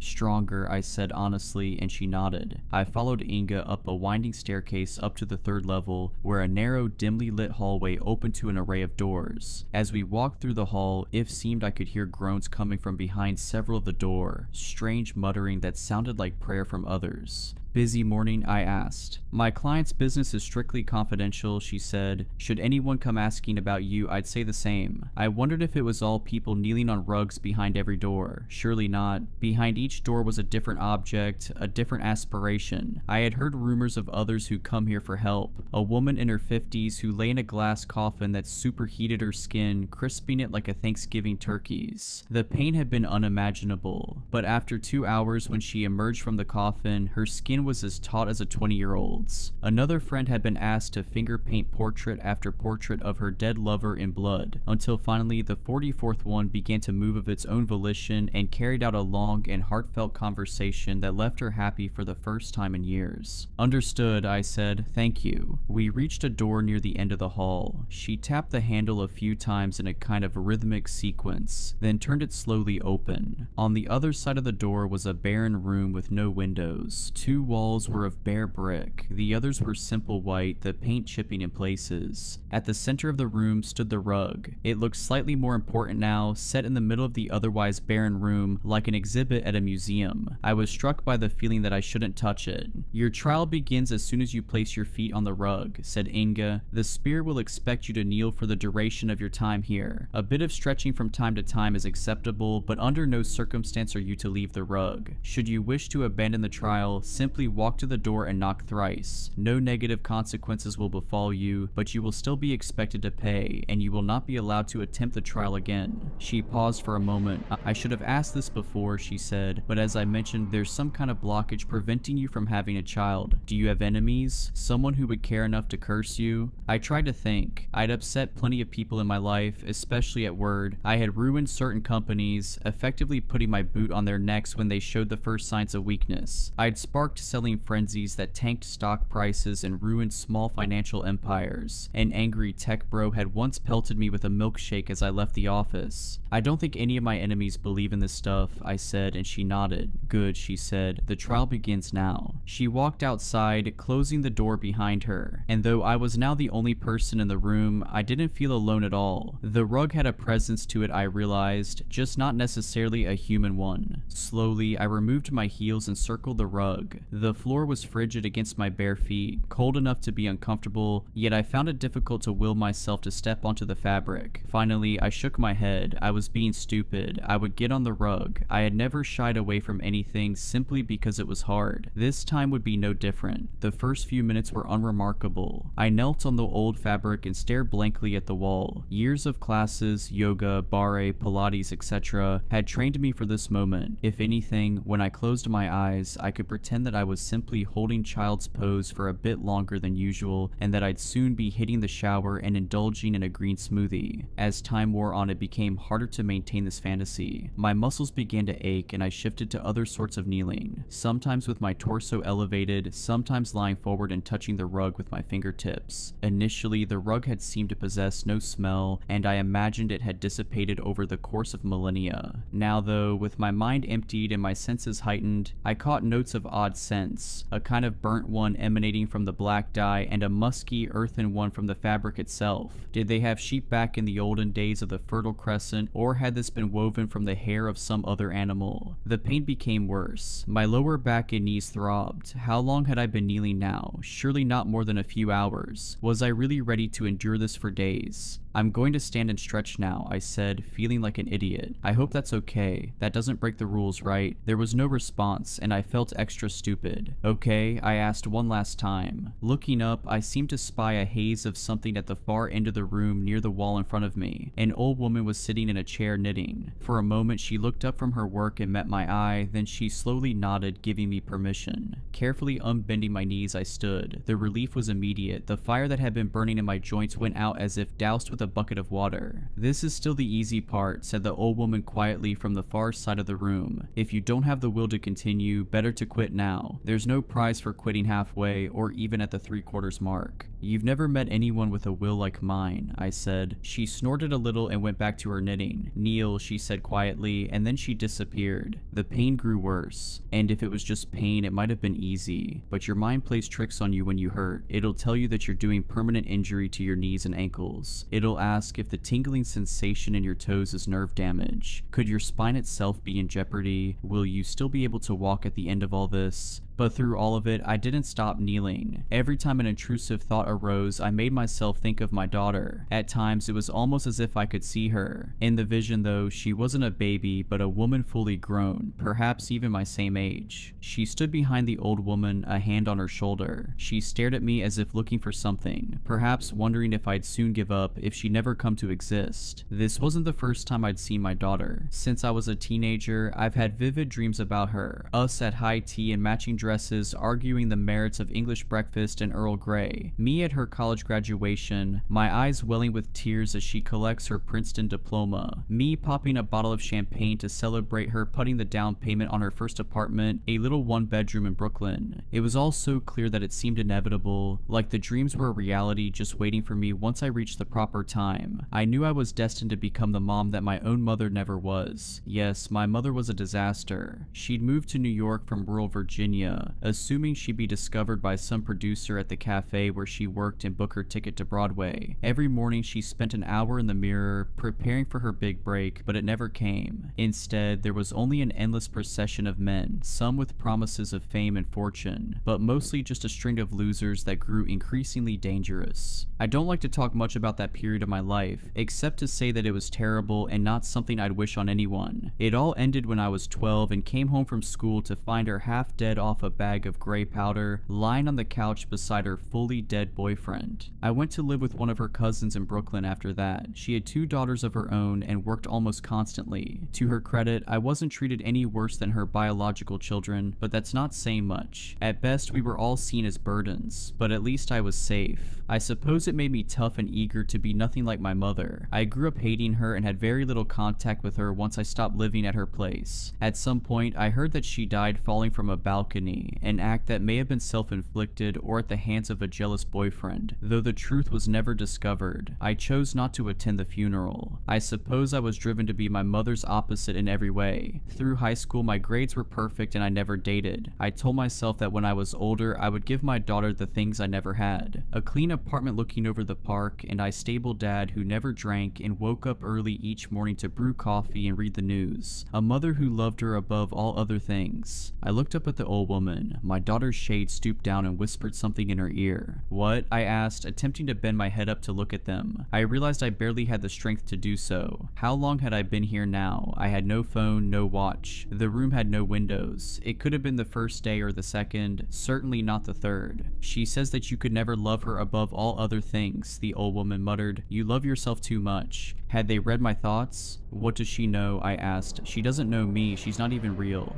My daughter crossed her arms and stared daggers. I should mention that not all of my dreams about my daughter had been good ones. There had been nightmares too. Me arriving home to find her, 16 and in bed with an older boyfriend. Me screaming and hitting her over and over again, shouting that she'd end up like my mom. And more like this. My daughter coming home with a B+ on a report card, or missing curfew by half an hour as a junior in high school. It always ended with me screaming, reminding her that a single step on the path to failure was one too many. I would wake from these dreams full of anger at her, incredulous that my imagined daughter could betray me in such a way. At some point, my right knee gave out. I wasn't sure if the joint had ruptured permanently or if it just needed some rest, but there was physically no way I could make it hold position. I collapsed face first onto the rug and looked up at the old woman as if to ask if this was acceptable. She nodded almost imperceptibly. At some point that I had soiled myself. Not quite sure what to do, I removed the stained pants and underwear and tossed them to the side of the room. Then, for whatever reason, I removed my shirt as well, throwing it after the others. I lay curled in a naked ball, looking weakly up at the old woman, who kept busy with her knitting. "How long?" I asked, but she didn't answer. Beside her, my daughter never took her eyes off me. She was smirking just a bit, reveling in my pain. She was the bad girl, the one I'd seen in my dreams. She would disobey me. I would come home from work to find her in a cloud of pot smoke listening to an old Nirvana album, and I would rip the buds from her ears and smash them underfoot over and over again until they were plastic dust. "Give up," she mouthed. And never, I tried to say, but my lips were chapped and bleeding and the words caught in my throat. I knew then that I would amend my wish. I would wish for a good daughter, not her, not the brat looking down at me from the old woman's side. I tried to give voice to these thoughts, to shout them at my daughter, and found I could not. For the first time I felt a pang of true fear. Not that I would give up, but that I would die here, naked on this rug, before I had a chance to make my wish. There had been no promise that I would live. How long could the body go without water? I would have drunk from a gutter or a horse trough were it in front of me. Anything. Shadows were dancing all around the room, a great revel, all ready to carry me off to somewhere dark and permanent. I knew I could make them go away. I could roll off the rug, crawl to the door, beg to be let out, but I would not. I would never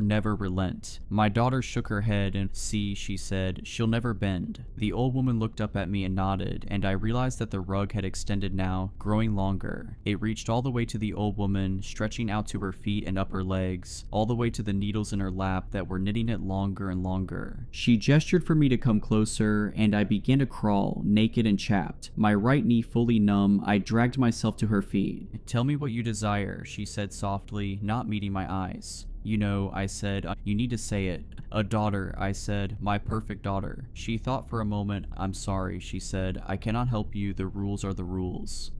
"What are you talking about?" I choked as I asked the question, my throat dry and painful. "Your wish cannot negate the wish of another," she said softly. "I don't understand," I said. What was she talking about? The woman held up the bits of yarns in her lap. They seemed to vibrate, the dancing threads throwing darkness on the wall like shadow puppets. In these shadows a vision formed. It was my daughter years in the future, my same age. She was here in this very room, kneeling on this very same rug. Time moved in fast motion as I watched her suffer just as I had. Her body breaking down, her mind drying into a husk as the lack of sleep and water broke it. But in the end, she too survived the trial. She too crawled to the old woman to make her wish. "I don't want to die," she said through chapped lips, "but I wish I was never born. Could you do that for me?" The old woman looked up at her curiously. "Perhaps. Why is this your wish?" "Because I have never been happy, not one day in my life," my daughter said, blinking away tears. "I had a mother who screamed at me for the slightest misstep. She demanded perfection, and I tried to give it to her. I gave her everything she wanted. I went to Yale, then Harvard Medical School. There's no better doctor in the city, but every day I come home and wish I'd die in my sleep. I haven't spoken to my mom in years, but I still hear her screaming. The second I start to feel happy, she's right there in my ear, telling me I don't deserve an ounce of joy in my life." The old woman nodded. "I can give you what you wish," she said. "Wait," said my daughter. "If you grant the wish, what happens?" The old woman gestured to the work in her lap. "It would be a bit of bother," she said. "I'd have to unravel this a bit." She gestured to the yarn in her lap, still attached to the rug. 38 years worth of work, back to the time of your conception. I'd nudge things just a little bit. A different baby would fill her belly.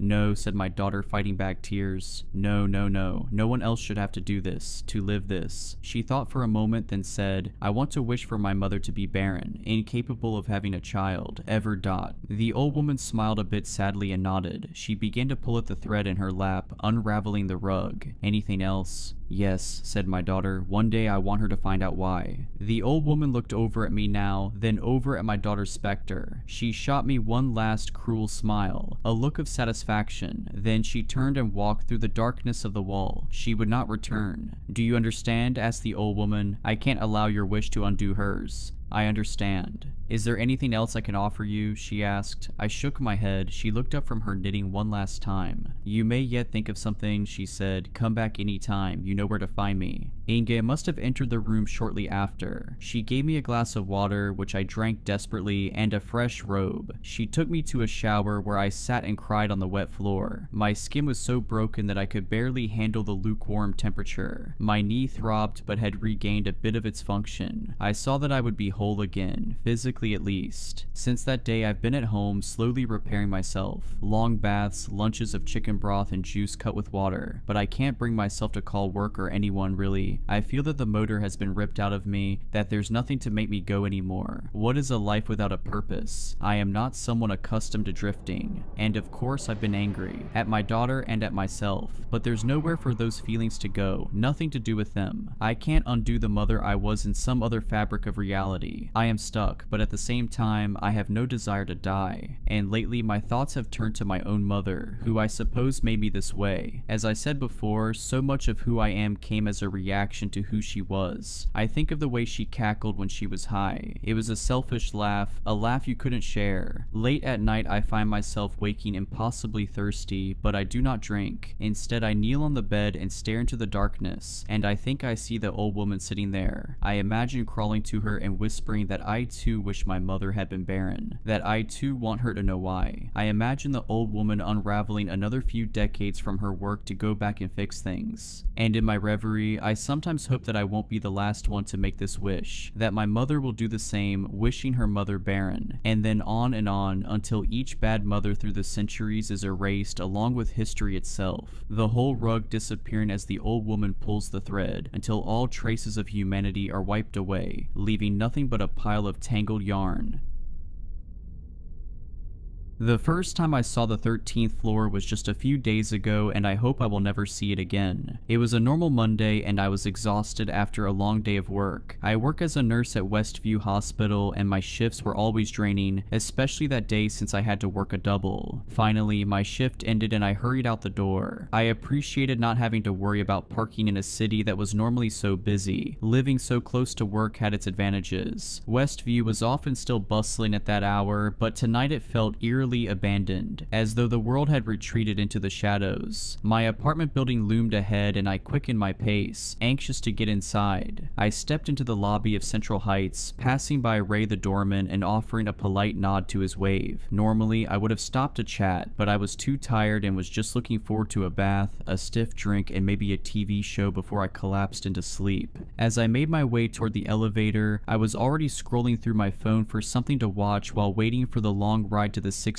floor. I pressed the button and suddenly felt a strange sensation. The hair on my arm stood on end and I felt like I was being watched. I glanced over my shoulder but saw nothing. No one was in the lobby. Ray was still at his station, absorbed in a novel. It must have been nothing, I tried to reassure myself, yet the feeling persisted, like unseen fingers trailing along my spine. When the elevator finally arrived, I stepped in without hesitation. I quickly pressed 16 and waited. Out of the corner of my eye, I noticed something odd. A powdery white dust near the elevator console. I checked myself to make sure I hadn't gotten any on me, but there was no trace of it on my clothes or skin. Then I looked closer and saw a chalk-like smudge right on the console between the numbers 12 and 14. A disturbing chill ran through me as my hand hovered near the strange mark. I paused, processing the bizarre sight before the bell chimed and the doors opened to my floor. Shrugging off the unease, I stepped off. I walked down the hall to my apartment and sighed with relief that my day was over. As I approached my door, eager to collapse onto my couch, I rummaged through my bag. A knot formed in my stomach as I realized my keys were still at the hospital, left on the break room counter. I groaned and trudged back to the elevator, resigned to having to retrieve them. I pressed the down button, and after a brief wait, the door opened, not far from where I stood. To my surprise, I wasn't alone in the elevator. There, occupying the small space, was an impossibly large figure draped in a long white coat. Their face was hidden by a hood, and their tall, rail-thin form exuded an unsettling presence. I took an instinctive step back, disturbed by the sight, but I tried to steady myself and not stare. I considered waiting for the next elevator, yet the door wouldn't close. The figure remained motionless, its hood concealing any trace of expression as it stared impassively. Realizing I had no way to get back to my apartment without my keys, I reluctantly stepped into the elevator with the tall figure and pressed the button for the lobby. That's when something made me do a double take. Even with the giant hooded figure standing silently beside me, I noticed an extra button on the panel, a softly glowing 13. It wasn't there earlier when I'd gone up to my own floor. I noticed the 13th button bore a large imprint of white chalky powder, and I saw that the looming figure's feet were also surrounded by that same odd substance. The elevator lurched into motion as I felt a cold dread wash over me. The buttons on the panel flickered in a strange, otherworldly rhythm as the elevator began its descent. The The hooded figure beside me remained completely still, filling the confined space with an oppressive silence. I felt its unseen gaze upon me, its face forever obscured by the hood. My breath caught when the elevator slowed and the digital display above the doors flickered from 14 to a distorted blur, then to a number that sent a chill coursing through my veins, 13. When the doors slid open with a hollow clang, a dimly lit hallway unfolded before me, a place that didn't belong in my building. Thick, damp air spilled out, carrying the scent of old dust mixed with a trace of something metallic. My heart pounded as the figure stepped forward with an unnervingly fluid grace. Pausing in the doorway, it slowly turned its hooded head in my direction, as though silently inviting me to follow. I stood rooted to the spot, unable to move. My legs refused to budge as my mind screamed for me to run, to shout, to do anything other than step further into that dark, unnatural space. Suddenly, I felt lightheaded and tried to steady myself against the elevator wall, but before I knew it, I crumbled to the floor, unconscious. When I came to, I sat up abruptly and nearly screamed, only to realize that I was still in the elevator. It had descended back to the lobby, and the strange hooded figure was nowhere to be seen. I had no idea how I passed out. Perhaps I was more exhausted than I thought, yet it had felt so real, too real. I'd never experienced such a vivid nightmare before. As I stepped out, I glanced back at the elevator panel one last time and noticed a faint smudge of white powder near it. Shaken, I left and headed back to work to retrieve my keys. When I got back to my building, Ray commented on how stressed I looked. I told him it was nothing more than bad nerves after a long day. He nodded and I pressed on. Yet when I arrived at the elevator again, that inexplicable, unsettling feeling returned. Despite how late it was and how tired I felt, I decided to take the stairs. I was sweating and utterly exhausted after the climb, but eventually I reached my apartment. I chose to forgo the bath in favor of a quick shower and then went straight to bed. The next morning on my way to work, I was disturbed to see paramedics gathered outside the building. Approaching Ray, I asked him what had happened. His face was drawn, his usual smile absent. Leaning in closer and lowering his voice, he said, "It's Mrs. Donovan from 1406. They found her this morning when she didn't answer her door. Her daughter called worried when she couldn't reach her." A chill ran through me. What happened to her? "Nobody knows for sure," Ray replied, glancing toward the paramedics. "The police say it looks strange. There are no obvious signs of what killed her, but..." He hesitated, shifting uncomfortably. "They mentioned she was covered in some kind of white powder, like chalk or something. I've never seen anything like it in my 30 years here." The world seemed to tilt beneath me. White powder, just like in the elevator, just like in my nightmare. "Did you know her?" Ray asked, noticing the pallor in my face. "Not really," I managed to say, my mouth suddenly dry. "I only passed her in the halls sometimes." I tried to recall her face, but all I could conjure was a vague image of an elderly woman with silver hair who always nodded politely when we crossed paths. "They're saying it might have been sudden cardiac arrest, but who knows," Ray continued. "Poor woman, living alone all these years after her husband passed. At least it was quick, whatever it was." I nodded mechanically, my eyes fixed on the elevator doors. I thanked Ray for the information and mentioned that I had to get to work. Yet deep down, I felt disturbed. I had wanted to dismiss the unsettling news about the tenant found dead, but with that bizarre substance mentioned, it was eerily similar to what I'd seen with that tall hooded figure. The thoughts clung to me, refusing to let me find any peace. The rest of my workday passed in a hazy blur, and I felt detached from everything as I struggled to process the bizarre events of the previous night. I hurried home with anxious dread gnawing at the back of my mind. Arriving back at my apartment building, I mustered the courage to approach the elevator again. The metallic door slid open with a soft ding, and though I hesitated for just a moment, I stepped inside. My eyes darted around the small, dimly lit space, half expecting shadows to flicker in the corners. Taking a steadying breath, I pressed the button for my floor while carefully scanning the panel for anything unusual. This time, the area between the numbers 12 and 14 was clean and unmarked, devoid of any peculiar chalky residue.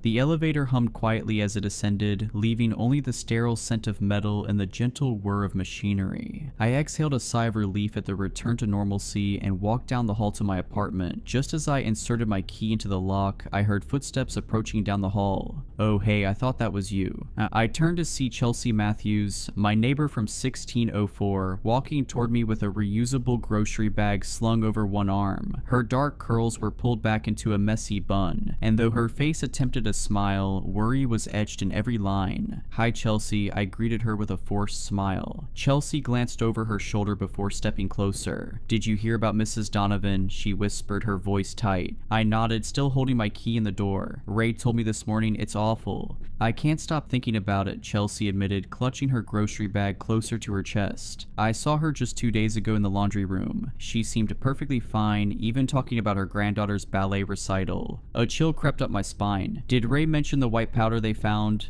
Her eyes widened. "Yes. That's what's so strange. My sister works at the police station as a clerk, and she couldn't tell me much, but she said the investigators were baffled. It wasn't any kind of drug or poison they recognized, just this weird chalky substance all over her apartment." Her voice dropped even lower. "The medical examiner still hasn't determined a cause of death." My legs felt weak as I leaned against the doorframe. "That's disturbing." "There's something else," Chelsea confided, stepping even closer. "Mrs. Donovan mentioned something weird the last time I saw her. She talked about having nightmares of a tall figure in white visiting her at night." She shook her head. "I assumed it was just an old woman's imagination, you know, but now..." The key slipped from my fingers, clattering against the hardwood floor, making Chelsea jump. "Sorry," I mumbled as I bent to retrieve it with trembling hands. "Did she say anything else about this figure?" Chelsea furrowed her brow. "Just that it was impossibly tall and wore some kind of hood. She mentioned it even left marks on her floor, like footprints or something." She shrugged helplessly. "I figured it was just her medication giving her vivid dreams." My mouth went dry. "And you said this was 2 days ago?" "Yeah," she nodded. "The day before she died." Studying my face, she asked, "Are you okay? You look a bit pale."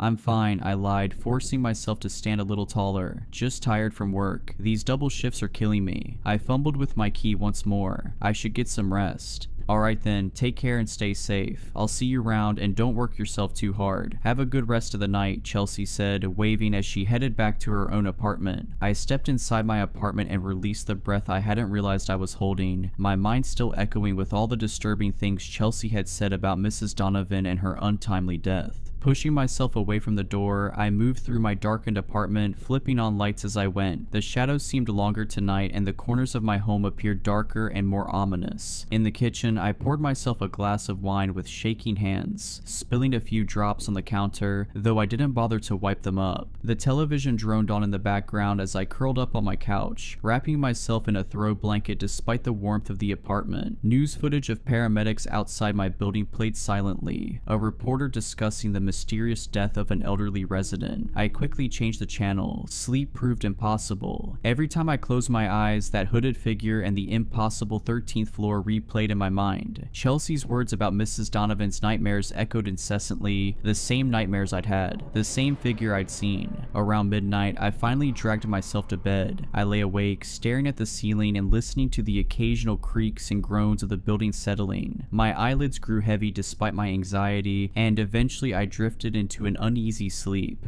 I woke with a start, my alarm blaring beside me. For a moment I felt disoriented, unable to tell if I had truly slept or merely closed my eyes for a few minutes. My body felt heavy and my mind foggy as I dragged myself out of bed and into the shower. The hot water did little to wash away my unease. As I dressed for work, I found myself continuously glancing toward my door, half expecting a knock or the turn of the handle. I chided myself for being irrational, but couldn't shake the dread that had firmly taken root in my mind. My morning routine took longer than usual. Every sound startled me. By the time I was ready to leave, I was already running late. I hesitated at my door, took a deep breath, and stepped into the hallway. The corridor was quiet, with morning light filtering through the windows at each end. I locked my door and headed toward the elevator, only to freeze mid-step. There, in the middle of the hallway, stood Chelsea. I recalled that she worked at a different hospital across town, yet she was in her hospital scrubs, though they looked rumpled as if she'd slept in them. Her hair hung loose and tangled around her shoulders. "Chelsea," I called out cautiously, "are you okay?" She didn't respond at first, remaining perfectly still with her gaze fixed on the wall. Something about her unresponsive stillness sent a chill down my spine. "Chelsea," I tried again, gently reaching out to touch her shoulder. At my touch, her head snapped toward me, but her eyes remained unfocused, gazing through me rather than at me. Her pupils were dilated and her face looked unnaturally pale. "It comes at night," Chelsea whispered, her voice raspy and strange. "The shadow of death, it wears white but leaves darkness. It marks them first. The 13th floor, it's waiting there." My blood ran cold. Chelsea, what are you talking about? There is no 13th floor. I saw it last night, she continued, her voice slurring slightly. In the elevator, the button appeared, white dust, so cold. She shuddered violently. It knows who's next. I gripped her shoulders, shaking her gently. Chelsea, snap out of it. Blinking rapidly, Chelsea's eyes gradually focused. Color slowly returned to her face as confusion took over. She looked around disoriented before finally recognizing me. Why am I in the hallway? She murmured, touching her forehead and wincing. God, I have such a headache. Was I sleepwalking?